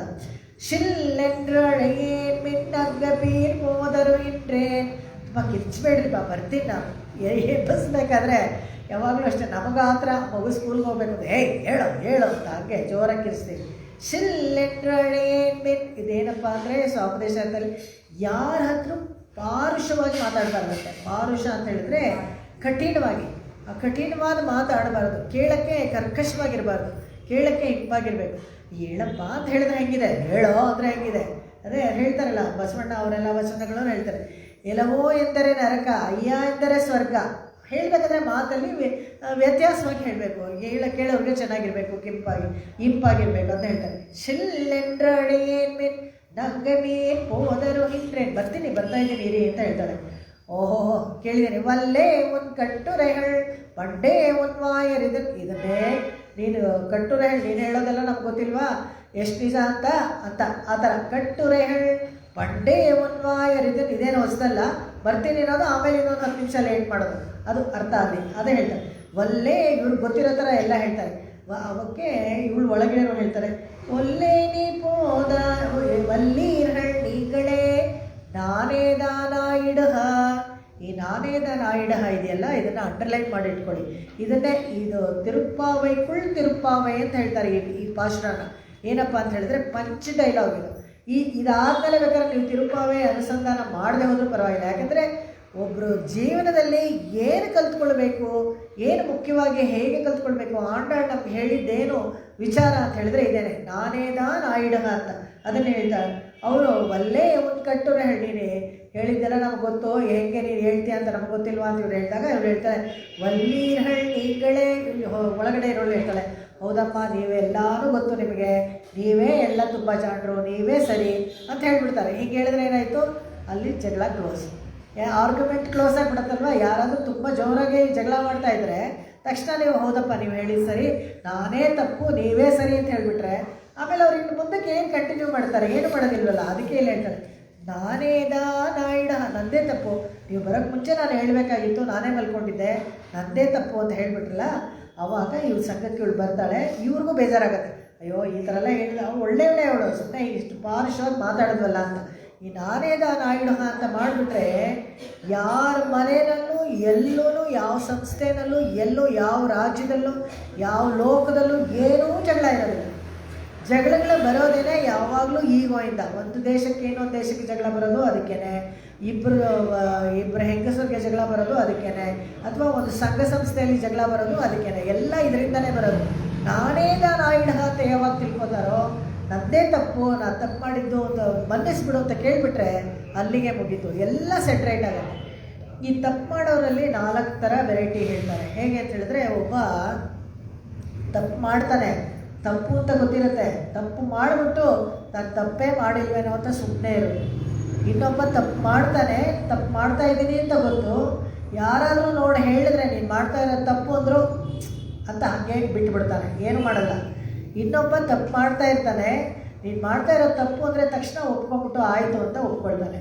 ಇನ್ನೊಬ್ಬ ಕೊನೆಯವನಿರ್ತಾನಲ್ಲ, ಅವನೇನು ತಪ್ಪೇ ಮಾಡಿರಲ್ಲ, ತಾನೇ ಯಾರ್ದೋ ತಪ್ಪನ್ನು ತನ್ನ ಮೇಲೆ ಹಾಕ್ಕೊಳ್ತಾನೆ. ತನ್ನ ಮೇಲೆ ಹಾಕ್ಕೊಂಡು ಅವನೇ ಉತ್ತಮನ ಅಂತ ಹೇಳೋದು. ಅವನು ತಪ್ಪೇ ಇಲ್ಲದೆ ಆದರೂ ಕೂಡ ಆ ತಪ್ಪನ್ನು ತನ್ನ ಮೇಲೆ ಹಾಕ್ಕೊಂಡು ಆ ಜಗಳ ಮತ್ತು ಆ ಪರಿಸರ ಚೆನ್ನಾಗಿರಬೇಕು, ಎಲ್ಲರೂ ಶಾಂತವಾಗಿರಬೇಕು, ಎಲ್ಲರೂ ಸಂತೋಷವಾಗಿರಬೇಕು ಅಂತ ಆ ಥರನೂ ಇರ್ತಾರೆ. ಆ ಥರ ಯಾರಿದ್ರು ಅಂದರೆ ಬರ್ತಾ ಇದ್ದ ಅಂತ ಹೇಳ್ತಾರೆ ತುಂಬ ಚೆನ್ನಾಗಿ. ಹೇಗೆ ಅಂತ ಭರತ ಕೈಕೇಯಿ ಕಾಡು ಕಳಿಸ್ಬೇಕಾದ್ರೆ ರಾಮನ್ನ, ಅವಳು ಇವನು ಭರತ ಮತ್ತು ಶತ್ರುಘ್ನ ಇರೋದಿಲ್ಲ, ಅವರು ಅಶ್ವಪತಿ ಮಹಾರಾಜನ ಊರಿಗೆ ಹೊಟ್ಟೋಗಿರ್ತಾರೆ. ಆವಾಗ ನಾಳೆ ಇನ್ನೇನು ಇದು ಪಟ್ಟಾಭಿಷೇಕ ಆಗಬೇಕಾದ್ರೆ ದಶರಥನ ನೋಡಿ ಅವನು ಭರತ ಬರಲಿ ಅಂತ ಕಾಯೋದಿಲ್ವಂತೆ. ಯಾಕೆಂದರೆ ಅವ್ನು ತಮ್ಮನೇ ಆದರೂ ಕಾಯೋದಿಲ್ಲ. ಯಾಕೆಂದರೆ ಇವನು ಅಶ್ವಪತಿಗೆ ಮಾತು ಕೊಟ್ಟಿರ್ತಾನೆ, ಯಾರು ದಶರಥ. ಪಟ್ಟಾಭಿಷೇಕ ಅಂತ ಒಂದಾದರೆ ನನ್ನ ಮೊಮ್ಮಗನಿಗೆ ಆಗಬೇಕು ಅಂತ ಅಶ್ವಪತಿ ಹೇಳಿರ್ತಾನೆ, ನಿಮ್ಗೆ ಇಷ್ಟೊಂದು ವಯಸ್ಸಾಗಿದೆ, ಹಾಗಿದ್ದರೆ ನಾನು ಕೊಡ್ತೀನಿ ನನ್ನ ಮಗಳನ್ನ ಅಂತ. ಆಯಿತು ಅಂತ ಒಪ್ಕೊಳ್ತಾನೆ. ನನ್ನ ಕೈಕೇಯಿ ಅಷ್ಟು ಸುಂದರವಾಗಿದ್ಲು, ಚೆನ್ನಾಗಿದ್ಲು, ಹೂ ಅಂತ ಮದುವೆ ಮಾಡ್ಕೊಂಡು ಬಂದುಬಿಟ್ಟಿರ್ತಾನೆ. ಅದಕ್ಕೆ ಇವಾಗ ರಾಮನಿಗೆ ಮಾಡಬೇಕು ಅಂತಿದ್ದಾಗ ಅದು ತಪ್ಪಾಗತ್ತಲ್ಲ, ಅಶ್ವಪತಿ ಮಹಾರಾಜನಿಗೆ ಹೇಳಿ ಕಳಿಸಿದ್ರು ತಪ್ಪಾಗುತ್ತೆ, ಭರತನಿಗೆ ಮಾಡ್ತಾ ಇಲ್ಲ ಅಂದರೂ ತಪ್ಪಾಗುತ್ತೆ. ಅದಕ್ಕೆ ಸುಮ್ಮನೆ ಅವ್ರಿಗೆ ಹೇಳ್ಕೊಳ್ಸೋದೇ ಇಲ್ಲ. ಭರತ ಶತ್ರುಘ್ನ ಅಲ್ಲಿ ಹೋಗಿದ್ದಾಗ ನಿಶ್ಚಯ ಮಾಡ್ತಾನೆ, ಪಟ್ಟಾಭಿಷೇಕ ಅಂತಿದ್ದಾಗ ಅದೆಲ್ಲ ಕ್ಯಾನ್ಸಲ್ ಆಗುತ್ತೆ. ಆಮೇಲೆ ದಶರಥ ಸತ್ತು ಹೋಗ್ತಾನೆ, ಭರತನ ವಾಪಸ್ ಕಳಿಸ್ತಾರೆ. ಸಂಸ್ಕಾರ ಮಾಡೋಕ್ಕೆ ಯಾರೂ ಇರಲ್ಲ, ಎಷ್ಟು ದೊಡ್ಡ ರಾಜ, ಶಾಪಗ್ರಸ್ತ. ಯಾಕೆ ಅಂತ ಹೇಳಿದ್ರೆ ಶ್ರವಣ ಕುಮಾರ ಹತ್ರ ನೀನು ಸಾಯ್ಬೇಕಾದ್ರೆ ನಿನ್ನ ಮಕ್ಕಳು ಯಾರು ನಿನ್ನ ಹತ್ರ ಇರಬಾರ್ದು ಅಂತ ಹೇಳಿರ್ತಾನೆ. ಅದಕ್ಕೆ ಯಾವ ಮಕ್ಕಳು ಹತ್ರ ಇರಲ್ಲ ಅವ್ನು ಸಾಯ್ಬೇಕಾದ್ರೆ. ಸರಿ ಸಂಸ್ಕಾರ ಮಾಡಬೇಕಲ್ಲ, ವಶಿಷ್ಠರು ಏನು ಮಾಡ್ತಾರೆ, ಸಿಂಧು ದೇಶದ ಕುದುರೆಗಳನ್ನು ಕಳಿಸ್ತಾರಂತೆ. ಹೇಗೆ ಅಂದರೆ ನಾನ್ ಸ್ಟಾಪ್ ಓಡೋಕ್ಕೆ ಅವಕ್ಕಾಗತ್ತೆ ಸಿಂಧು ದೇಶದ ಕುದುರೆಗೆ. ಅದನ್ನು ಕಳಿಸ್ತಾರೆ. 7 ದಿವಸ ಕಂಟಿನ್ಯೂಸ್ ಆಗಿ ಫಾಸ್ಟಾಗಿ ಹೋಗ್ಬಿಟ್ಟು 7 ದಿವಸ ವಾಪಸ್ ಬರುತ್ತೆ. ಬಂದಾಗ ಏನಿಲ್ಲೆಲ್ಲ ರಾಜ್ಯ ಒಂಥರ ಗ್ರೀಫ್ ಸ್ಟ್ರಿಕನ್ ಅಂತಾರಲ್ಲ, ತುಂಬ ಏನೋ ಶೋಕಮಯವಾಗಿದೆ. ಒಂದು ಗಿಡ ಮರಗಳು ಕೂಡ ನಗನಗ್ತಾ ಇಲ್ಲ, ಏನೂ ಇಲ್ಲ. ಇದು ಪಾರ್ಕಲ್ಲೆಲ್ಲ ನೀರು ಹಾಕಿ ಚೆನ್ನಾಗಿ ಉಳಿಯೋದೆಲ್ಲ ಎಷ್ಟು ಡೀಟೇಲಾಗಿ ವರ್ಣಿಸಿದ್ದಾರೆ ರಾಮಾಯಣ, ವಾಲ್ಮೀಕಿ ರಾಮಾಯಣದಲ್ಲಿ ಅಂದರೆ ಅದೆಲ್ಲ ಬರ್ತಾ ಬಂದು ನೋಡ್ಬೇಕಂದ್ರೆ ಪಾರ್ಕಲ್ಲಿ ಆ ಪಾಟ್ಗಳಲ್ಲೆಲ್ಲ ಗಿಡ ಬೆಳೆಸಿರ್ತಾರಲ್ಲ ಎಲ್ಲ ಒಣಗೋಗಿದೆ ಅಂತ. ಯಾಕಂದರೆ 1 ವಾರ 15 ದಿವಸ ನೀರು ಹಾಕ್ತಿದ್ರೆ ಹೇಗಿರುತ್ತೆ. ಕೆಲಸ ಮಾಡೋರ್ಗೂ ಆಸಕ್ತಿ ಇಲ್ಲ. ಯಾಕಂದರೆ ರಾಮ ಕಾಡುಗೊಟ್ಟೋಗಿದ್ದಾನೆ, ದಶರಥ ಸತ್ತೋಗಿದ್ದಾನೆ. ಅರಾಜಕೀಯ ಅಂದರೆ ಹೇಗಿರುತ್ತೆ ಅಂತ ಅದರಲ್ಲಿ ತೋರಿಸ್ತಾರೆ. ತುಂಬ ಚೆನ್ನಾಗಿದೆ. ತಕ್ಷಣಕ್ಕೆ ರಾಜ ಇಲ್ಲ, ಅದಕ್ಕೆ ಈ ಥರ ಎಲ್ಲ ಇದೆ ಅಂತ ತುಂಬ ಶೋಕವಾಗಿದೆ. ಬರ್ತಾನೆ, ಏನಾಯಿತು ಅಂತ ಕೇಳಿದಾಗ ಈ ಥರ ನಿಮ್ಮಮ್ಮ ಕಾಡಿಗೆ ಹೋಗುವಂಥ ರಾಮನ ಕಳಿಸ್ಬಿಟ್ಟಿದ್ದಾರೆ. ತುಂಬ ಕೋಪ ಬರುತ್ತಂತೆ. ಸಭೆಯಲ್ಲಿ ಶತ್ರುಘ್ನ ಇದು ಮಂಥರೇನ ದರ್ದರ ಅಂತ ಹೇಳ್ಕೊಂಬರ್ತಾನಂತೆ. ಅಣ್ಣ ನೋಡು, ನೀನು ಸುಮ್ಮನೆ ಇದು ಮಾಡಬೇಡ, ಇವಳೇ ಈ ಗೂನಿನೇ ಕಾರಣ ಆಯಿತು ಅಂತ. ಅವಾಗ ಬರ್ತಾ ನೋಡ್ತಾನಂತೆ, ಏನು ಮಾಡಬೇಕು, ಇವಳು ತಲೆ ತೆಗ್ಬಿಡ್ಲಾ ಅಂತ ಕೇಳ್ತಾನಂತೆ ಶತ್ರುಘ್ನ. ಇವಳನ್ನ ಕೊಂದುಬಿಡ್ಲಾ, ಇವಳೇ ಚಾಡಿ ಹೇಳ್ಕೊಟ್ಟು ನಮ್ಮ ಚಿಕ್ಕಮ್ಮ ಇಲ್ಲಿ ಹೋದರೆ ಪಾಪ ಅವಳು ಏನು ಆ ಥರ ಮಾಡ್ತಾ ಇರಲಿಲ್ಲ ಅಂತ ಹೇಳ್ತಾನಂತೆ. ಅವಾಗ ಹೇಳ್ತಾನಂತೆ ಭರತ, ಏನು ಬೇಡ, ಬಿಟ್ಬಿಡೋಣ ಅಂತ. ಯಾಕಂದರೆ ನಮಂತರಾಯ ನಚ ಮಾತರಸ್ಯ ಕೇಳ್ತಾನಂತೆ. ಹಾಗಾದ್ರೆ ಇವಳೆಲ್ಲ ಹೋದರೆ ಇನ್ಯಾರು, ನಿಮ್ಮಮ್ಮನೇ ಕೈಯಿಂದ ರಾಮಕ್ಕೆ ಹೋದಂದರೆ ನಚ ಮಾತರಸ್ಯ, ನನ್ನ ತಾಯಿಯೆಲ್ಲ ಕಾರಣ ಅಂತ. ಮತ್ತಿನ್ಯಾರು ಕಾರಣ ಅಂದರೆ ದೋಷೇಣ ರಾಜ್ಞ, ದಶರಥನ ಕಾರಣ ಅಂದರೆ ದೋಷೇಣ ರಾಜ್ಞ. ಮತ್ತೆ ಇನ್ಯಾರು, ರಾಮನ ಅಂತ. ಅಪ್ಪ ಏನೋ ವರ ಕೊಟ್ಟರು, ಅಮ್ಮ ತಗೊಂಡ್ಲು ಅಂದರೆ ರಾಮ ಅದನ್ನೇ ನಿಜ ಅಂತ ಕಾಡು ಕೊಟ್ಟೋಗ್ಬಿಡೋದು. ಎಣ್ಣೆಯುರೆಯುಂ ಕೊಂಡು ವನಪೋಯ್ ಪುಕ್ಕ ಕುಲಶೇಖರ ಆಳ್ವಾರ್ ಹಾಡ್ತಾರೆ. ಎಷ್ಟು ಚೆನ್ನಾಗಿ ಏನಿದೆಯೋ ಅದು ವಾಲ್ಮೀಕಿ ರಾಮಾಯಣದಲ್ಲಿರೋದು ಆಳ್ವಾರ್ಗಳು ಹಾಡಿರ್ತಾರೆ. ನನ್ನ ಮಾತನ್ನು ನಿಜ ದಶರಥ ಪುಲಂಬಲ್, ದಶರಥ ಅಳ್ತಾನಂತೆ. ತಪ್ಪಾಗಿ ನಾನು ಒಂದು ವರ ಕೊಟ್ಬಿಟ್ಟು ಈ ಥರ ರಾಮನ ಕಳಿಸ್ಬಿಟ್ನಲ್ಲ ಅಂತ 10 ಹಾಡಲ್ಲಿ ಅಳ್ತಾನೆ. ಅದರಲ್ಲಿ ಎಣ್ಣೆಯುರೆಯುಂ ಕೊಂಡು ವನಪುಕ್ಕಮೋ ಎಂದೆ ಅಂತ. ಅವಾಗ ಅಯ್ಯೋ ನಿನ್ನ ಕಾಲೆಲ್ಲ ರಕ್ತ ಸುರಿತಾ ಇದೆ ಅಂತ ಅಳ್ತಾನೆ. ಅವಾಗ ನಮ್ಮ ತಂದೆದ ತಪ್ಪು ಅಂತ ಹೇಳಿದ್ರೆ ದೋಷೇಣ ರಾಜ್ಞ, ಹಾಗಾದರೆ ರಾಮದ ತಪ್ಪು ನಿಜ ಅನ್ಕೊಂಡು ಹೊಟ್ಟೋದಲ್ಲ ಅಂದರೆ ನಚರಾಗವಸ್ಯ. ಮತ್ತು ಇನ್ಯಾರ್ದು ತಪ್ಪು, ಯಾಕೆ ಈ ಥರ ಆಯಿತು, ಅಯೋಧ್ಯೆಗೆ ಯಾಕೆ ಕೆಟ್ಟದ್ದು ಬಂತು ಅಂತ ಹೇಳಿದ್ರೆ ಮತ್ಪಾಪಮೇವ, ನಾನು ಮಾಡಿದ ಪಾಪದಿಂದಲೇ ಈ ಥರ ಆಯಿತು ಅಂತ ಬರ್ತಾ ಹೇಳ್ತಾನಂತೆ. ನೋಡಿ ಎಂಥ ಒಂದು ಒಳ್ಳೆ ಆತ್ಮ ಅದು, ಎಂಥ ಒಂದು ಒಳ್ಳೆ ಸೋಲು. ಹೇಗೆ ಅಂದರೆ ಉತ್ತಮ ಆತ್ಮ ಅದು. ಅವನು ಹೇಳ್ತಾನಂತೆ, ಅದಕ್ಕೆ ಮತ್ಪಾಪಮೇ ಮಾತ್ರ ನಿಮಿತ್ತ ಮಾಸೀತ್. ಇದೇ ಕಾರಣ ಯಾತಕ್ಕೆ ಅಂತ ಹೇಳಿದ್ರೆ ವನ ಪ್ರವೇಶೇ ರಘುನಂದನಸ್ಯ, ರಘುನಂದನ ಕಾಡಗುಂಬಕ್ಕೆ ಯಾರು ಕಾರಣ ಅಂತ ಹೇಳಿದ್ರೆ ನಾನೊಬ್ಬ ಅಂತ ಹುಟ್ಟುಬಿಟ್ಟಲ್ಲ ನಮ್ಮಮ್ಮನಿಗೆ, ಅದೇನೇ ಕಾರಣ, ನನ್ನ ಪಾಪನೇ ಕಾರಣ ಅವ್ನು ಹೋಗೋಕ್ಕೆ. ಇದು ನಾನೇ ದಾನ ಆಯ್ಡ ಅಂತ. ಇದರಲ್ಲಿ ಬರ್ತಂದೇನೂ ತಪ್ಪಿರಲಿಲ್ಲ. ನನಗೆ ರಾಜ್ಯ ಬೇಕು ಅಂತ ಅವನೇನು ಕೇಳಿರಲಿಲ್ಲ, ಕೈಕೀನ ಕೇಳು ಅಂತಲೂ ಇವನೇನು ಹೇಳಿರಲಿಲ್ಲ. ಆದರೂ ಕೂಡ ಆ ಪಾಪವನ್ನು ತನ್ನ ಮೇಲೆ ತಗೊಳ್ತಾನಲ್ಲ, ಅದಕ್ಕೆ ಆ ಥರ ಹೇಳ್ತಾರೆ. ಇದನ್ನು ತುಂಬ ಚೆನ್ನಾಗಿ ಕಮ್ಮನಾಟ ಆಳ್ವಾಡ್ ಕೂಡ ಚೆನ್ನಾಗಿ ಬರೆದಿದ್ದಾರೆ. ಆಯುಷ್ಯೂಳ್ ಉಲಹಂ ಭರತನೇ ಆಳ நீ போதாயிரம் ಋಷಿಮೈಯಡಿ ತಾಕಿತು ಅಳಂ ತವಂ ಬೇರೋರ ಊಳಿ ವೆಂಗಾನಂ ಪಡಿ. ಅವರು ಭರತ ರಾಜ್ಯ ಆಡಬೇಕು, ನೀವು ವೆಂಗಾನಂಗೆ ಹೋಗು ಅಂತ ರಾಮನಿಗೆ ಹೇಳ್ತಾರೆ. ಹೇಳಿಬಿಟ್ಟು ಪಣಿಕಾತ್ ತುರೆಗಳು ಇಲ್ಲ, ಪುಣ್ಯ ತುರೆಗಳಲ್ಲೆಲ್ಲ ನೀರಾಡೋದು. ಅದ್ರ ಕಾಡಿಗೆ ಹೋದ್ರೆ ಏನಾದರೂ ಮಾಡ್ತಾನೆ. ಇವಳೇನು ಹೇಳೋದು, ಪುಣ್ಯ ನದಿಗಳಲ್ಲೆಲ್ಲ ಚೆನ್ನಾಗಿ ಸ್ನಾನ ಮಾಡು ಅಂತ ಹೇಳ್ತಾಳಂತೆ. ಅದು ಪುಣ್ಯ ನೀರು ತುರೆಗಳಾಡಿ 7 ಆಂಡಿಲ್ வாழ்வென்று 7 into 2 14 years ಕಾಡಿಗೆ ಹೋಗು ಅಂತ ಹೇಳ್ಬಿಟ್ಟು ಕಳಿಸ್ತಾಳೆ. ಏನು ಕಳಿಸ್ತಾಳೆ ಅಂತೆ, ಅಷ್ಟು ವರ್ಷ ನೀನು ಹೋಗ್ಬಿಟ್ಟು ತಪಸ್ ಮಾಡು ಕಾಡಲ್ಲಿ ಅಂದರೆ ಅಲ್ಲಿ ಹೋಗಿ ಏನು ಮತ್ತೆ ಯಾವುದಾರ ರಾಜ್ಯ ನಾವು ಸರಹದ್ದು ತನ್ನದಾಗ ಮಾಡ್ಕೊಳ್ಳೋದು, ರಾಜ್ಯ ಆಳೋದು ಅದೆಲ್ಲ ಏನೂ ಮಾಡಬಾರ್ದು ಅಂತ ಕಾಡಲ್ಲಿ ಹೋಗಿ ಇರಬೇಕು, ಬೇಯಿಸದೇ ಇರೋದು ತಿನ್ನಬೇಕು ಅಂತ ಹೇಳಿ. ಇದನ್ನು ನಾನು ಹೇಳಲಿಲ್ಲ, ನಿಮ್ಮ ತಂದೆ ಹೇಳಿದ್ರು ಅಂತ ಹೇಳ್ತಾಳೆ. ಅದರಲ್ಲಿ ಅವಳು ಹಾಡಲ್ಲಿ ಅದೇ ಥರ ಹೇಳ್ತಾಳೆ, ನಿಮ್ಮಪ್ಪ ಹೇಳಿದ್ರು ಇದನ್ನು ನೀನು ಮಾಡಬೇಕು ಅಂತ. ಅದಕ್ಕೆ ರಾಮ ಹೇಳ್ತಾನೆ, ನಮ್ಮಪ್ಪ ಹೇಳಿದ್ರು ಅಂತ ಯಾಕಮ್ಮ ಹೇಳಿದೆ, ನೀನೇ ಹೇಳಿದ್ರು ಹೋಗ್ತಾ ಇದ್ದೆ ಅಂತ. ಈ ಥರ ಅತ್ಯಾಪಿ ನಾಸ್ತು ಪರತಿ ತ್ರಿವಿಧಾಪಚಾರಾತ್ ಪಾಪಂ ಪರೇ ನಿಪತಿತೋಸ್ಮಿ ತಮಸ್ಸ ಪಾರೇ ಏತಾದೃಶೇಯಂ ಅಗತಿ ಭವತೋದಯಾಯ ಅವತ್ಸದೀಯ ಚರಣೋ ಶರಣಂ ಪ್ರಪದ್ಯೆ. ಅತಿಮಾನುಷ ಸ್ತವದಲ್ಲಿ ಹೇಳ್ತಾರೆ, ಅಕ್ಕ ಅಕಸ್ಮಾತ್ ನಾನು ಏನಾದರೂ ತಪ್ಪು ಮಾಡಿದರೆ ನನ್ನಿಂದನೇ ಹೋಗಿದ್ದಾನೆ ಅಷ್ಟೇ ಹೊರತು ಕಾಡಿಗೆ, ಬೇರೆ ಯಾರಿಂದನೂ ಯಾರ ಪಾಪನೂ ಕಾರಣ ಅಲ್ಲ, ನಾನು ಮಾಡಿದ್ದೇ ಕಾರಣ ಅಂತ ಹೇಳ್ತಾರೆ. ಇದೇ ಥರ ತಪ್ಪುಗಳನ್ನು ಅವರವರೇ ಒಪ್ಕೊಳ್ತಾರೆ. ವೇದಾಂತ ದೇಶಿಕರು ಕೂಡ ದಯಾಶತಕದಲ್ಲಿ ಹೇಳ್ತಾರೆ, ಅಹಮಸ್ಮ್ಯಂ ಅಪರಾಧ ಚಕ್ರವರ್ತಿ. ಅವರೇನು ಅಪರಾಧ ಮಾಡಲೇ ಇಲ್ಲ. ಅವ್ರು ಹೇಳ್ಕೊಳ್ತಾರೆ ದಯಾಶತಕದಲ್ಲಿ, ಕರುಣೆಯಿಂದ ಈ ಸಾರ್ವಭೌಮ ಭಗವಂತನಿಗೆ ನಾನು ಅಪರಾಧ ಮಾಡೋದ್ರಲ್ಲಿ ಚಕ್ರವರ್ತಿ, ಸೊ ನೀನು ನನ್ನ ಮನಸ್ಸು ಅಂತ ಕೇಳ್ತಾರೆ. ಇದೇ ಥರ ಆಳವಂದಾರು ಕೂಡ ಅವ್ರನ್ನ ತಮ್ಮಂತಾವೇ ಎಲ್ಲ ಹೇಳಿದ್ರು. ಅಮರ್ಯಾದ ಕ್ಷುದ್ರ ವಂಚನ ಪರಹ, ನನಗೆ ಏನೂ ಪ್ರಯೋಜನ ಇಲ್ಲ. ಭಗವಂತನ ವಿಚಾರ ಇಷ್ಟೆಲ್ಲ ಗೊತ್ತಿದ್ರೆ ಕೂಡ ಭಗವಂತ ದೊಡ್ಡವನು ಅಂತ ಕೈ ಮುಗಿಲಿಲ್ಲ, ಏನು ಮಾಡಲಿಲ್ಲ. ಅಪರಾಧ ಸಹಸ್ರ ಭಾಜನ, ಒಂದು 100 ಕೊಡದಷ್ಟು ಪಾಪ ನನ್ನ ಹತ್ರ ಇದೆ. ಇದನ್ನೆಲ್ಲ ಬೇರೆ ಯಾರು ತೊಗೊಳಕ್ಕಾಗೋದಿಲ್ಲ, ಯಾಕಂದರೆ ಯಾರ ಕೈಲೂ ಆ ಪಾಪನೆಲ್ಲ ಸಹಿಸೋಕ್ಕಾಗೋದಿಲ್ಲ ಅಂತ ಈ ಥರ ಕೇಳ್ಕೊಳ್ತಾರೆ. ಇನ್ನೊಂದು ವೇದಾಂತ ದೇಶಿಕರು ತುಂಬ ಚೆನ್ನಾಗಿ ಅವರು ಇದರಲ್ಲಿ ಹೇಳ್ಕೊಳ್ತಾರೆ, ದೇಹಳಿಶ ಸ್ತುತಿನಲ್ಲಿ ಹೇಳ್ತಾರೆ, ನೀಡೋದರಾನಿ ಪತಿತಸ್ಯ ಶುಕಾವಕಸ್ಯ.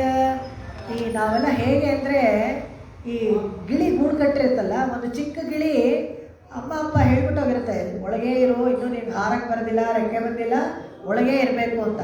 ಆದರೆ ಏನು ಮಾಡುತ್ತೆ, ನೀಡೋದರಸ್ಯ ಪತಿತಸ್ಯ, ಅದಕ್ಕೆ ಏನು ಅಡ್ವೆಂಚರ್ ಮಾಡಬೇಕು, ಬಗ್ಗಿ ಬಗ್ಗಿ ನೋಡೋದು, ಒಂದು ಬಿದೋಗುತ್ತಂತೆ ಕೆಳಗಡೆ. ಆ ಥರ ನಾವು ಸಂಸಾರದಲ್ಲಿ ಬಿದ್ದುಬಿಟ್ಟಿದ್ದೀವಿ. ಇವಾಗ ಏನಾಗುತ್ತೆ, ಯಾರಿಗಾದ್ರೂ ಸಿಕ್ಕಿದ್ರೆ ಈ ಗಿಳಿನ ಆಟ ಆಡೋಕ್ಕೆ ಅಂತ ತಾನೇ ಇಟ್ಕೋತಾರೆ, ಪಂಚರದಲ್ಲಿ ಇಟ್ಕೊಳ್ಳೋದು, ಅದನ್ನು ಸುಮ್ಮನೆ ನೋಡೋದು, ಇದು ಮಾಡೋದಕ್ಕೆ.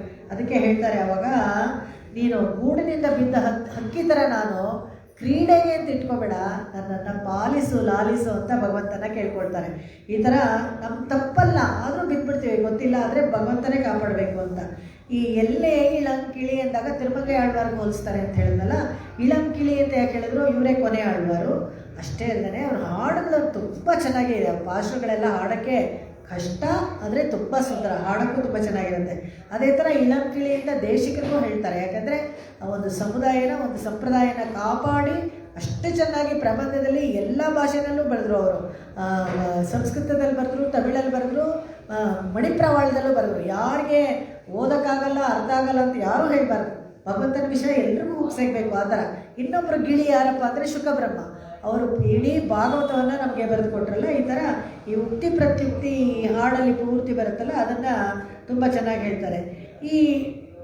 ಈ ಥರ ನಾನೇ ನಾನು ಆಯ್ಡ ಅಂತ ಹೇಳಿದಾಗ ಒಂದು ಕೆಲಸವನ್ನು ನಾವು ತೊಡಗಿಸ್ಕೋಬೋದು. ಯಾವುದೋ ಒಂದು ನಿಂತೋಗಿರುತ್ತೆ ಅಂತ ಇಟ್ಕೊಳ್ಳಿ. ಅವಾಗ ಇದು ಎಲ್ಲಿ ನಾವು ನೋಡ್ಬೋದು ಅಂತ ಹೇಳಿದ್ರೆ, ನಮ್ಮದೇ ತಪ್ಪು ಅಂತ ಹೇಳಿದಾಗ ಭಗವಂತ ಅರ್ಜುನನಿಗೆ ಗೀತೋಪದೇಶ ಮಾಡ್ಬೇಕಾದ್ರೆ ಹೇಳ್ತಾನೆ, ಕ್ಷತ್ರಿಯನಾಗಿ ಹೋರಾಡಬೇಕಾಗಿರೋ ನಿನ್ನ ಧರ್ಮ, ಬಿಲ್ಲು ಮಾಡ ಎಲ್ಲ ಬಿಟ್ಬಿಟ್ಟು ನಾನು ಹೋರಾಡಲ್ಲ ಅಂದರೆ ಅವಾಗ ನೀನು ತಪ್ಪಾಗತ್ತೆ, ನಿಂದೇ ತಪ್ಪು. ಆ ಥರ ಹೋರಾಡಲ್ಲ ಅಂದರೆ ನಿಂದೇ ತಪ್ಪು ಅಂತ ಹೇಳ್ತಾರೆ. ಅವಾಗ ನಾನೇ ನಾನು ಆಯ್ಡನ ಹೌದು ಅಂತ ಒಪ್ಕೊಂಡು ಅರ್ಜುನ ಮತ್ತೆ ಯುದ್ಧ ಮಾಡೋಕ್ಕೆ ಶುರು ಮಾಡ್ತಾನೆ. ಅದೇ ಥರ ಇಂದ್ರನ ಸೊಕ್ಕನ್ನು ಮಾಟ್ರಾರೆ ಮಾಟಳಿಕವಲ್ಲಾನೆ ಅಂತ ಈ ಹಾಡಲ್ಲಿ ಬರ್ತಲ್ಲ ಕೊನೆಯಲ್ಲಿ, ಮಾಯನೆ ಪಾಡೇನೋರೆಂಬ ಮಾಟ್ರಾರೆ ಮಾಟಳಿಕವಲ್ಲಾನೆ.